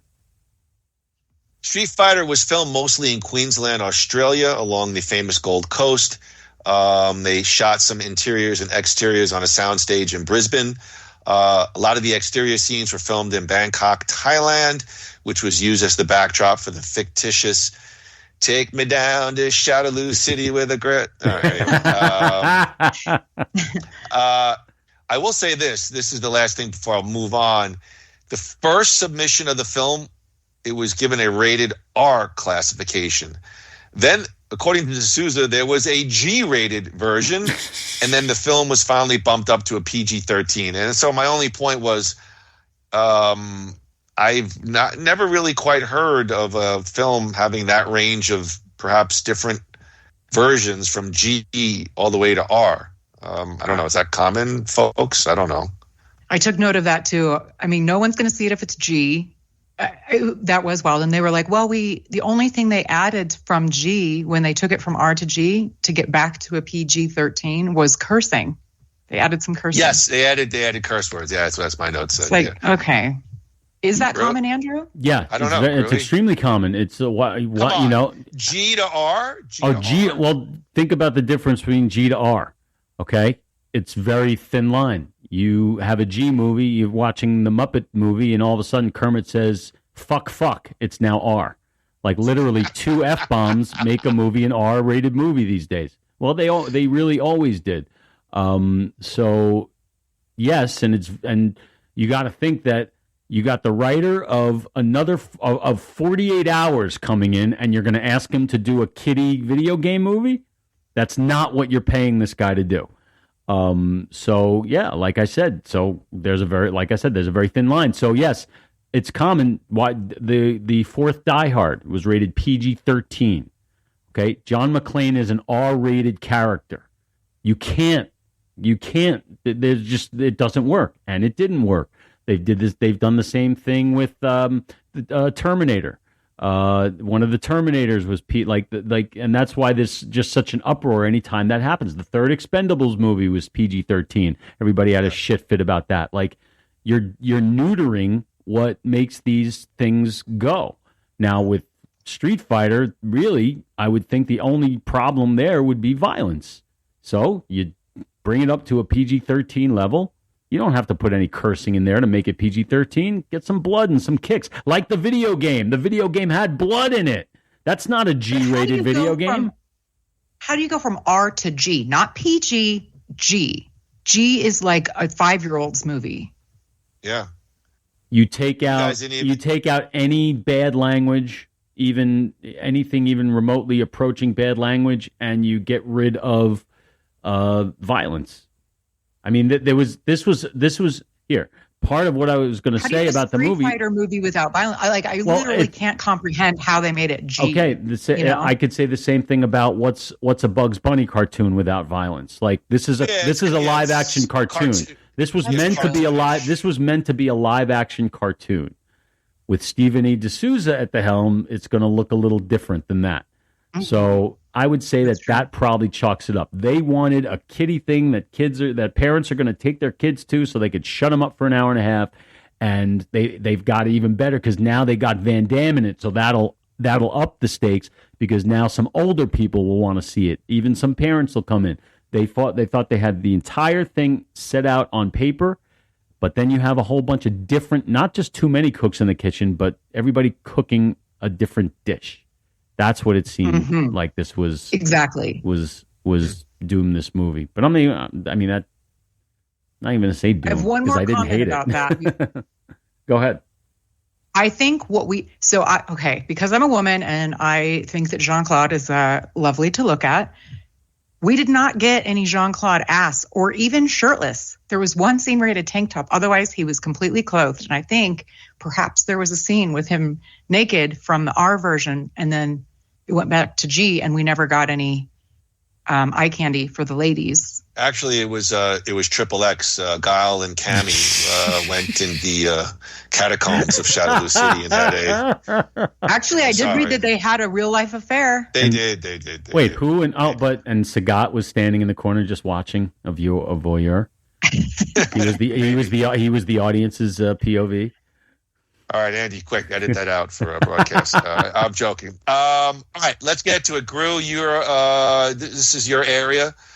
You talked about production budget. You want to give a guess? How much money did Capcom drop on Street Fighter? We'll throw it to Katie, too. Okay, so you said, I didn't look anything up. You said that Van Damme was paid $8 million, and then they had 2 or 3 other people who would command a couple of bucks. I really do think the movie did look good. It looked like a higher budgeted, it looked like what it was trying to be, a live action video game. And I thought they pulled that part of it off. It looked like they spent the kind of money.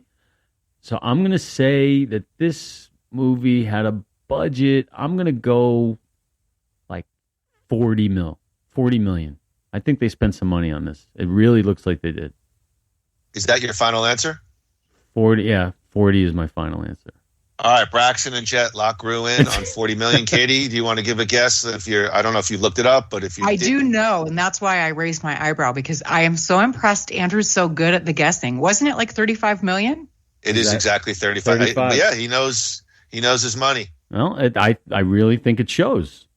On he knows his money, except his checking account. And yeah. But besides that, he knows his money. I can manage anybody else's money other than my own. 35 million. Yeah. Wow. All right. Yes, I do.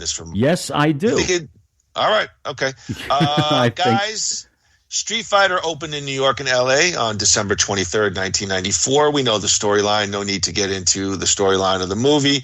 That takes me right to There's a storyline? Box Office. Well, yeah. Colonel Kyle. It was hard to follow. I was like, what's happening here?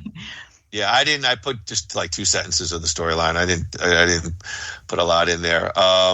Basically, they had 3 days to pony up the whatever $1 billion before Bison was going to take over the world and kill all the hostages. Yeah. But then he's also creating some superhuman soldier. Yes. Yes. That was for the sequel. Nuclear Man. They were going to do a crossover. They were going to do a canon crossover. By the way, I saw the deleted scene from Superman 4 with the first Nuclear Man. Yeah. What a cool concept that they turned into. What did I say? Jackie the Joke Man. Like a retarded monkey. It was almost, you could hear like the gas, like it was just the sound. Exactly. It was like calm. Exactly. All right, let's get back on track here. Anyone want to take a guess? How much money did 1994 Street Fighter make? I have the entire worldwide, and I also have the number in the U.S. and Canada. So give me a total worldwide. Gru, what do you think Street Fighter made? 94, Jean-Claude. Well, Raul Julia.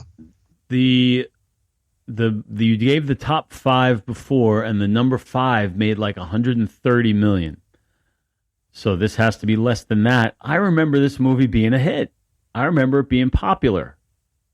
I remember it not being a critical success, but I remember it being a hit. So I am going to say that it made 90 million. I'm going to say it didn't quite get to 100, but I'm going to say 90 million, which at that time is considered a box office hit.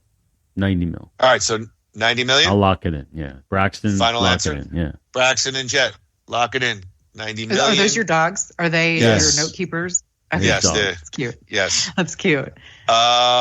Katie, do you know? I think I read something in the neighborhood, and I don't know if this was worldwide. Probably 150 was something like 150. Ooh, including box office. I have total worldwide 99,433, so just under 100 million. So Andy's pretty close. Yeah, mine might be the including box office or something. Yeah, home video. U.S. and Canada made about 33, 34 mil here in the States, just under 100 mil worldwide. Wow. Okay. So 35 mil budget, just under 100 mil gross. That's success. Yeah, not enough for a sequel. I don't think. They were planning one, but then, I don't know, something happened to it. I'm glad they didn't make a sequel. It did not need a sequel. All right, Andrew, you want to queue up Nothing Worthwhile movie fun facts? You betcha.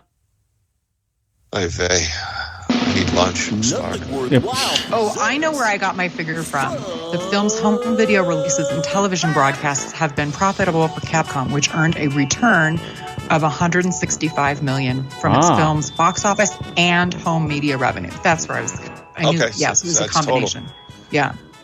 All right, guys, we're going to do, I got a couple of Nothing Worthwhile movie fun facts that's brought to you by New Life Center and blah, blah, blah, blah, blah, blah, blah, blah, blah, blah, blah, blah. Okay. A whole lot of blah. Now, enough promotion already, please.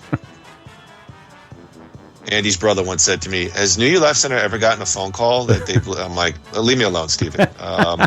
Anyway, now, Katie did reference Jean-Claude's troubling behavior, and Jean-Claude Van Damme revealed that during the filming, he had a drug problem. He was doing about $10,000 a week of cocaine. Ooh. He had an affair with Kylie Minogue. Director Stephen E. D'Souza confirmed in 2018 that Van Damme's cocaine addiction caused constant disruption during filming. The studio had to hire a wrangler to keep an eye on Van Damme. This person apparently was a bad influence. A wrangler? Himself on Jean-Claude. The action star would often call in sick, leave the set, show up late or not at all, forcing D'Souza to find other scenes to film in order to make up for lost time. I'll say this. I feel like, in a way, it kind of shows in the performance. I feel like it loosely. I don't know your feelings about Jean-Claude. It looks like he's in the height of his ego era right here. He's definitely turning it up to 11. That's for sure. It's not warranted. Like, his head is way too big. He was never an A-lister. I don't know why he was demanding so much. I think I like him, but this is a bit ridiculous. Also, this was 94. 10K a week coke habit is insane. Can you imagine? Yeah, no, I can't, because unfortunately I don't. Those issues have never happened to me. I wouldn't know, but for a guy who, the stuff that I've seen seems pretty well grounded. This is a little shocking to me. Not crazy, because these guys go off the rails. Seems like really every Hollywood guy or girl has that kind of, big star has that moment when they go off the rails, and the smart ones kind of rein it back in. Well, he did. I think when he got older, he realized. I loved his performance in whichever Expendables he was in. 2.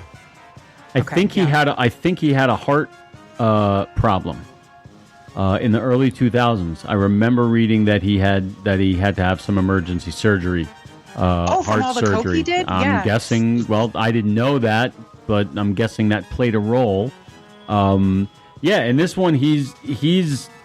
I wasn't even thinking that, other than I thought that he was much more effervescent, if you will, in this one, sort of upbeat and his eye, his eyes were sort of pot, he was. Mm-hmm. He looked happy to be there. Well, I think this is a different role for him, because this one, there's elements of sarcasm. He's arrogant. He's like a hero, but he's kind of flawed. I want to relay that to my final review. He also wasn't in the movie that much. Did you feel that way? There were pieces. I mean, it's definitely a little bit more of an ensemble group kind of thing. But he's clearly, one the big star in the movie. Yeah. Him and Raul. So, speaking of Raul Julia, for the role of M. Bison, Raul Julia researched different dictators and crime lords and their lives and personalities, and mimicked many of their traits to incorporate into the Bison character, notably Benito Mussolini's hand gestures, Joseph Stalin's mannerisms, Pablo Escobar and his elusiveness, speaking of cocaine, and Adolf Hitler's love of art. I was not aware that Hitler was an art fan. You weren't? That's pretty famous. I have no idea about that. Raul Julia. He was a painter. Raul Julia also approached the role with a Shakespearean tone. I clearly see that. Looking as Bison as the same type of villain as Richard III. I mean, clearly, I You can see that in his performance, right? He looked like he was having a lot of fun. Like he looked like he was, I mean, he chewed the fuck out of the scenery, which I think in this movie is what you're supposed to do. I think Van Damme was trying to do that. He's just not good at it. But Raul Julia is a pro. And he was absolutely a pro at this. He gave it his all. I got to give him props. When it could have been so easy for him to phone it in and just give a one-note, villainous performance, but he obviously was doing it. You said it. He was doing it for his kids. And if you're going to do something for your kids, you go all in, no matter how embarrassing it might be or how bad it might be. You just say, "This is what I'm doing." So that's what I got from him from this. Let me ask you guys, the Van Damme guy, since you've been covering a lot of Jean-Claude's work, what did you think of his acting or his line delivery in this compared to some of his other movies? So this tends to my review, and I think Andy could back up. I've been pretty consistent on Jean-Claude. I think he's a good actor, but I think he's best when he plays the white meat baby face.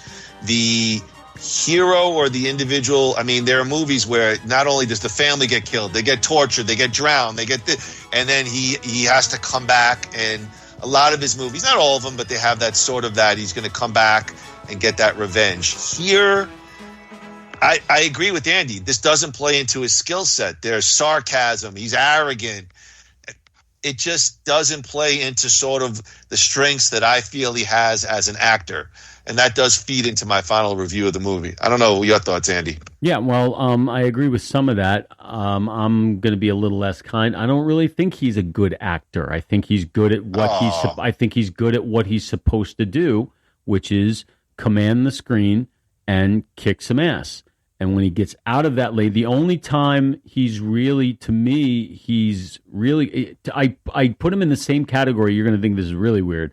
In the same category as Adam Sandler. Okay, Adam Sandler's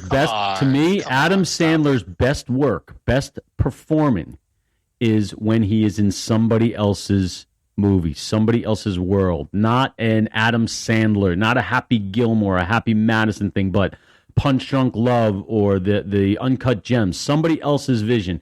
So when Jean-Claude Van Damme stepped out of the Van Damme universe and into the Expendables, he gave what I thought was his best performance ever, because he was being directed by Sylvester Stallone, who was not going to give Jean-Claude Van Damme any kind of power that he was used to.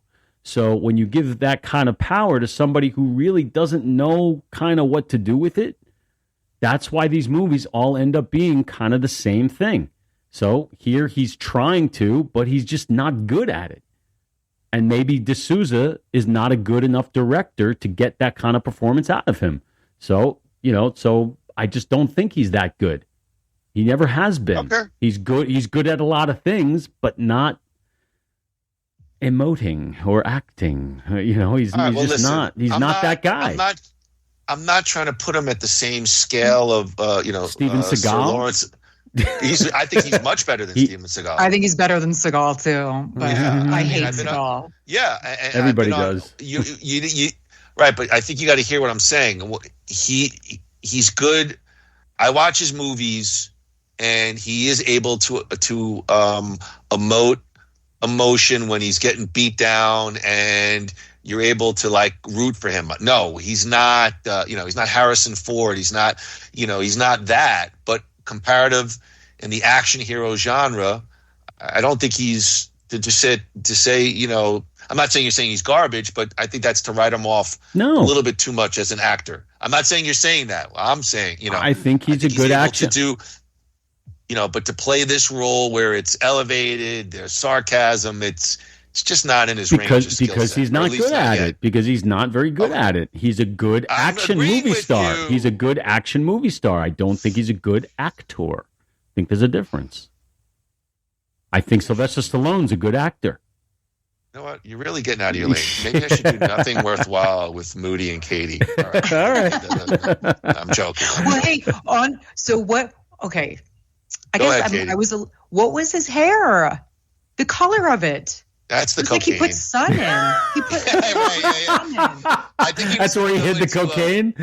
He was going to be an extra on Point Break after this. Yes. I was like, that's what I'm saying. But that's what I'm saying in a sense. He's kind of playing against type here, and I don't think his skill sets, whatever minimal they are, don't feed well into this movie.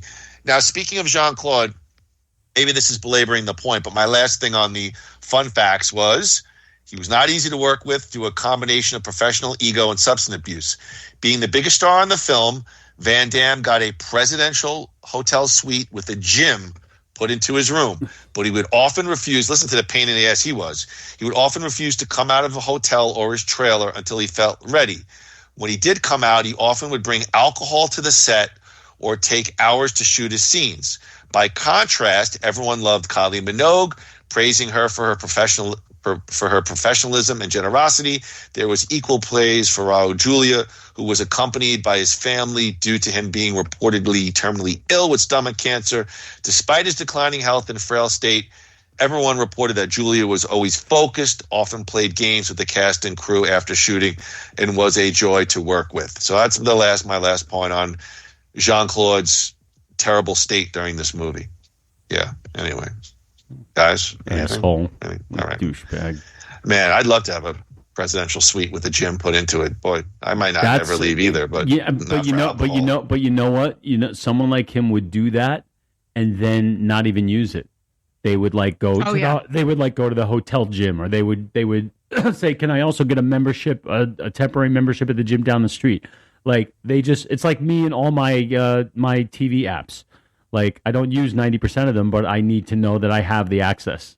That's I could totally see that kind of thing happening. If I'm in a presidential suite, I don't want a gym. I don't want to work out. I want to just indulge in the luxurious nature of it.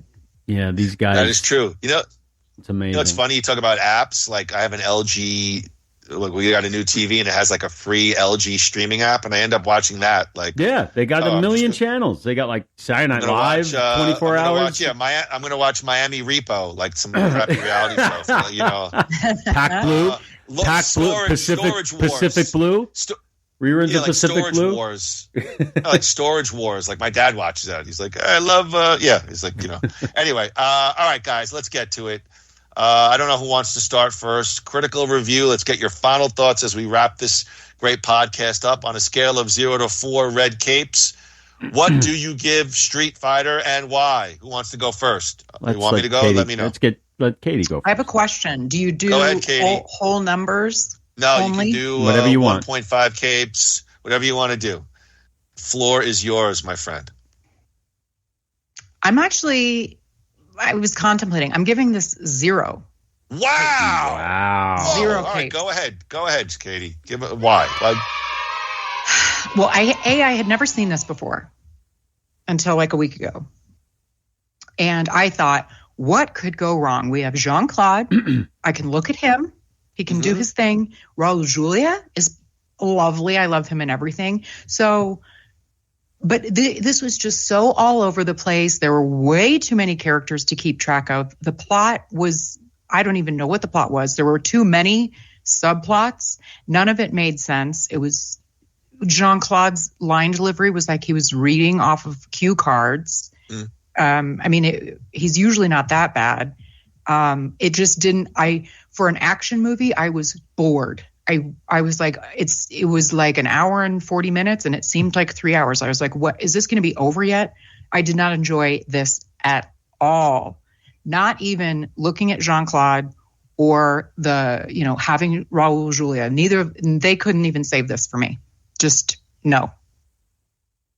In the end, Guile is not even in a way, it's not such a likable character because he's so kind of arrogant and over the top at times. All right, 0 red capes for Katie. Groo, you want me to go or you want to go? You go. All right. You go. You guys who listen to the podcast know I do the good, bad, and my review. What did I like about this movie? Raul Julia is clearly a fun watch as the over-the-top bison. I think the movie does succeed on some minor levels as a quirky, fun action movie. What I did not like about this movie. As I already mentioned, Jean-Claude is at his best when he's playing the overwhelmed good guy, the white meat baby face, as I like to call it. His skill set does not work here as the sarcastic and somewhat comedic Colonel Guile. The cast is fun to watch, but they're virtual unknowns, and they ultimately add very little to the production. 1.5 red capes for me. They tried something different here, but that's all it ends up to be. The movie tries to do too much here. Is it family friendly? Is it kid subversive?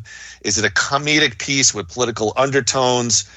I felt like this movie, now hear me out, could have been more Demolition Man, a Stallone vehicle that's kind of action with over-the-top performances, but that they had acting chops at the top of the card.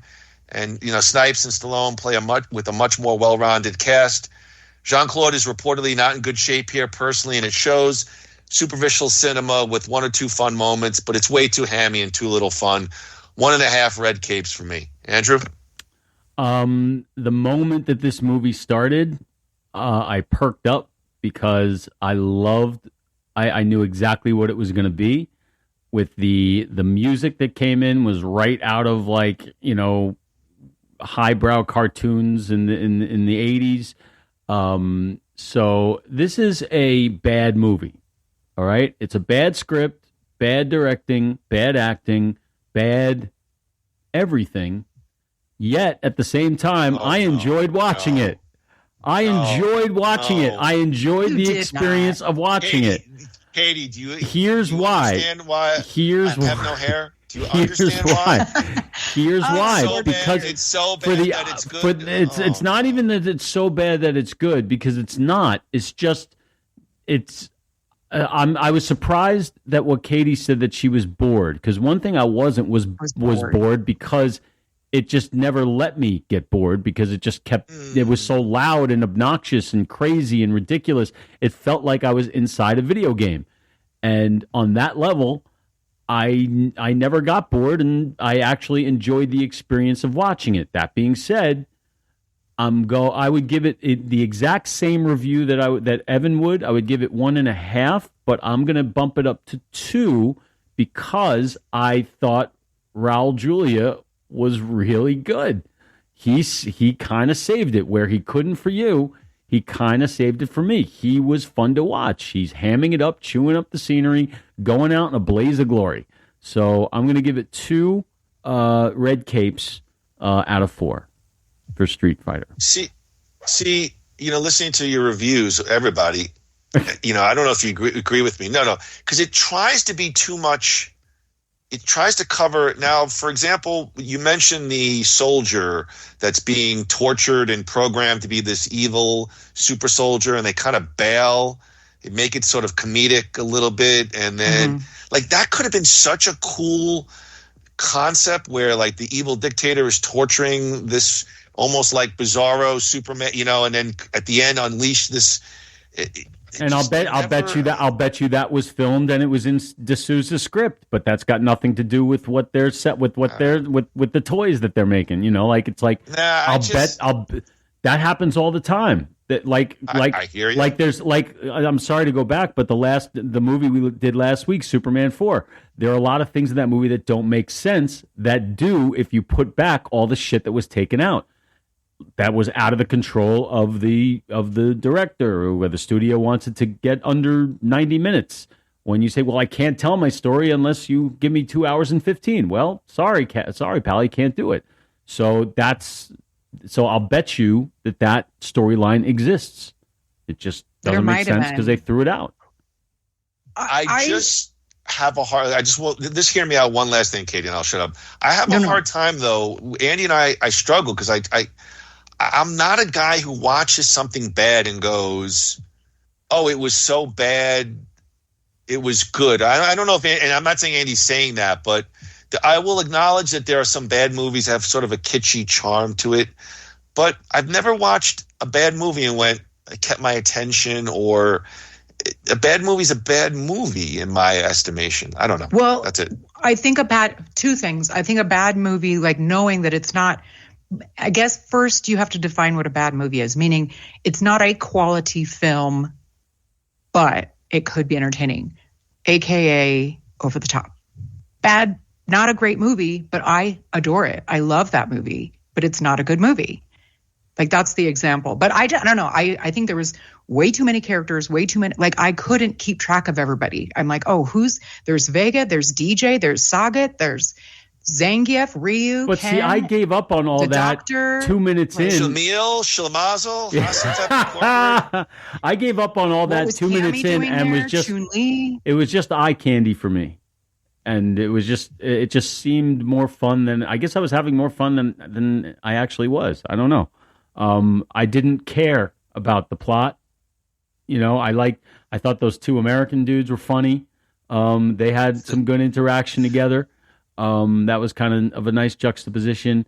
But you're right. You're right on all counts. I just can't say that I hated it because I didn't hate watching it. All right. Well, that's different. That's different. That's fair. That's different than say, okay, that's fair. Yeah, this isn't a so bad it's good. This is a bad movie that was kind of fun to watch, but I would never watch it again. Over the top. Okay. You tell me to watch that 20 times in a day, I will. Yeah. Another movie that, like, the plot doesn't matter, but is a great movie is Big Trouble in Little China. That's a I don't great care example. what the plot is to that movie, but it's a phenomenal movie. And I guess that's just a difference. I did not enjoy this movie at all. I was bored to tears, and you did find enjoyment out of it. So different. Can I throw one? Can I throw one more at both of you in our universe? And you tell me. Tango and Cash. You love Kurt Russell. I don't think it's a bad movie. Bad movie, but a great time. All right, fine. I don't think Tango and Cash is a terrible movie. That's the thing. I mean, it's not, it's not Shakespeare, but I didn't think it was a terrible movie. Same thing with, I love Oscar. I can see both points. I love Oscar. So do I. I love Oscar. I do too. I'm a big Oscar think that's guy. a good movie. That is a good movie. It goes over people's heads, I think. Gru and I said that as teenagers, whatever, in our 20s. We watched it and we went, yeah. All right, it's not planes, trains, and automobiles, but there's some funny moments in this movie. Yeah. And Stallone had some decent comedic acting chops, there. People weren't used to the farcical nature of it. I think that's, I don't know. I don't know if they weren't expecting that or what. I remember laughing a lot. All righty, guys. Andrew, why don't you start us off? Give us one thing you're watching this week, please. One thing I'm watching this week, I watched a movie that came out about 11 years ago called The Heat with Sandra Bullock and Melissa McCarthy. And I'd never seen it before, and I'm annoyed at myself for not seeing it before because I was laughing my ass off at this thing. This is the kind of movie that they should be making more often. Just like nonstop, just F-bombs left and right. It was like 48 Hours, a female version of 48 Hours, which is perfect because it was directed by Paul Feig, who did Bridesmaids.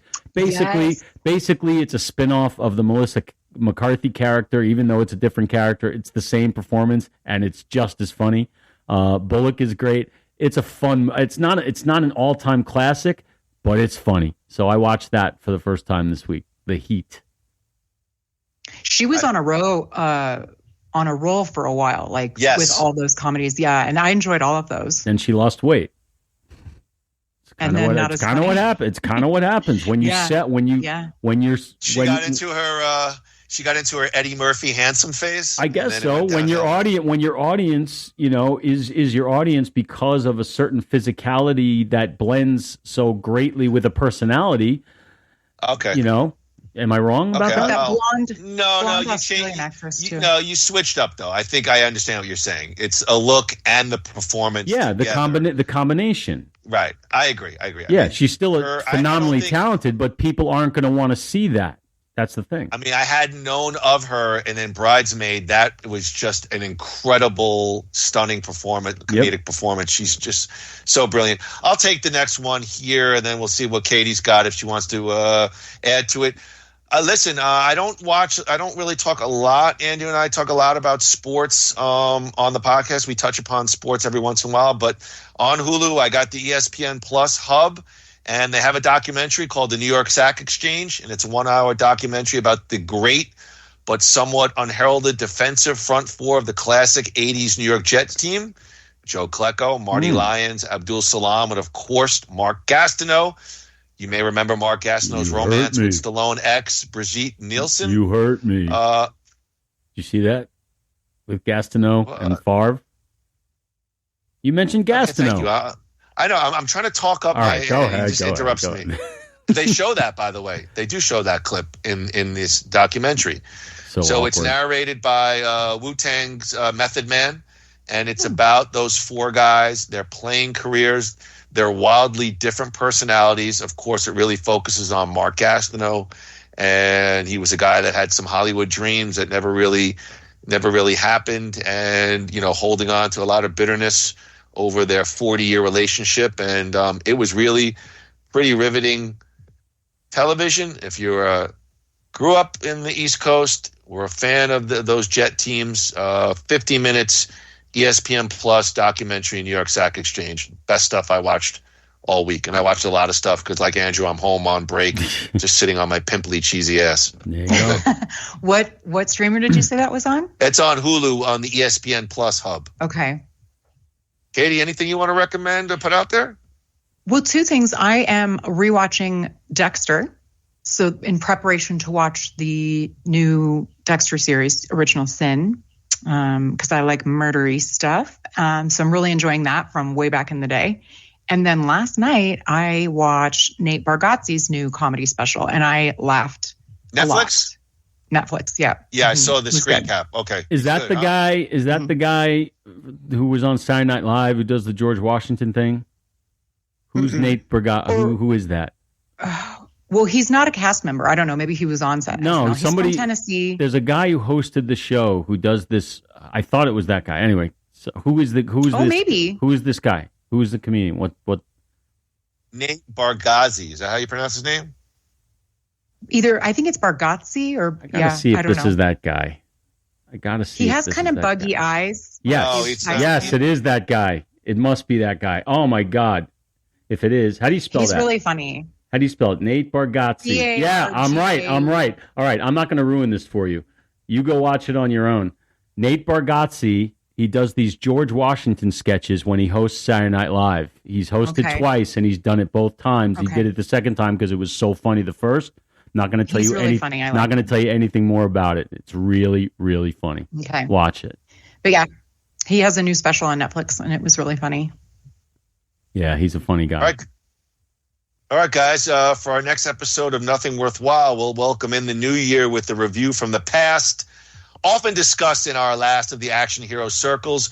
We will give you the definitive and, yes, best wrap-up of Season 2 of The Tulsa King, starring one Sylvester Stallone as Dwight the General Manfredi. The Boss is back. Ladies and gentlemen, any thoughts on Season 2 Tulsa King? Quick thoughts. Too short. I'll go with that. I'll agree with that. Too short. I binged it. I love him very, very quickly. Too quickly. Now I got to wait. Hate it. Pissed off. So I'm looking forward to talking about it. I do also dig Frank Grillo, so it's nice to see. He's great. Yeah. Like, he's kind of a crazy person in real life, and I don't dig that, but I mean, I like Frank Grillo as an actor. Hold on. I want to ask you about that. Yeah, Frank Grillo is a crazy person. I've never heard that before. I mean, well, I don't want to. I mean, that's my take. We're wrapping it up, but what's the skinny on that deal? Well, maybe not every. I guess it depends on what your viewpoint on things are. But he was, I think he's kind of like an anti-vaxxer and stuff. Oh, so. Okay, alrighty, fair enough. Is what it is. I think he's actually great on Tulsa King. Yeah, I like him as an actor. Yeah. Yeah. For our next episode of Van Dammit, we'll move from 1994, 2 years ahead to 1996. It's Jean-Claude and 007. Jean-Claude Roger Van Damme, Moore. James Remar, and Roger Moore in The Quest. I forgot about that. Is this Jean-Claude doing his Indiana Jones thing? A lost city, a man of destiny, a test of honor. I didn't see it. Jean-Claude and The Quest. What year did you say? 96. 96. Yeah, I forgot Roger Moore's in that. That lends some credibility. I'm interested. I'm in. Looking forward to it. Katie, are you a fan of? I mean, I know we just briefly mentioned. Have you watched? I don't know if Tulsa King. Are you a fan of the show? Yeah, I am. Okay, I don't know if you were. I know you're a big. Yeah, Stallone. I think it's perfect for. I love Stallone. Even though I don't know, I don't love some of the things he does these days. But I think he should have, it's a little hammy. Like, it's a little like, oh, that's very like Stallone, like some of his lines. It's cute. He needs to, I mean, I think this is the exact type of role he should be playing in this. I agree. Stage of his career. Yeah. All right. Andrew, take us out of here, please. Ladies and gentlemen, thank you very much for joining us today. We'd like to thank the lovely Katie for joining us from over at the Retromade podcast. Make sure you keep looking for updates. When's the next Retromade podcast for everybody out there? I think it's like whatever Wednesday. Is that like the 1st or the 2nd? New Year's. Well, whatever that day is. Yeah. Because the Friday's the 3rd. So yeah. It's okay. And what will that be? What's the Tequila Sunrise? Tequila Sunrise. Right. Yes. Raul Julia's great performance. Kurt Russell and Mel Gibson. Ooh, steam. Michelle Pfeiffer. Good movie from the 80s. So next week, make sure you listen to Retrograde and Tequila Sunrise with Katie. We'll be back. Retromade. And we'll be back next week to the mothership, Nothing Worthwhile, talking about season 2 of Tulsa King, followed by Van Dammit, The Quest. Ooh. We'll see you next time. And until then, ladies and gentlemen, thank you again for Katie. We appreciate you. 1, 2, 3. Rip on. No retreat. Oh, yeah. Oops. I always screw that up. I always screw it up. Wait, let's start again. Ladies and gentlemen, thank you. No, I'm just kidding. No retreat. No surrender. Crack.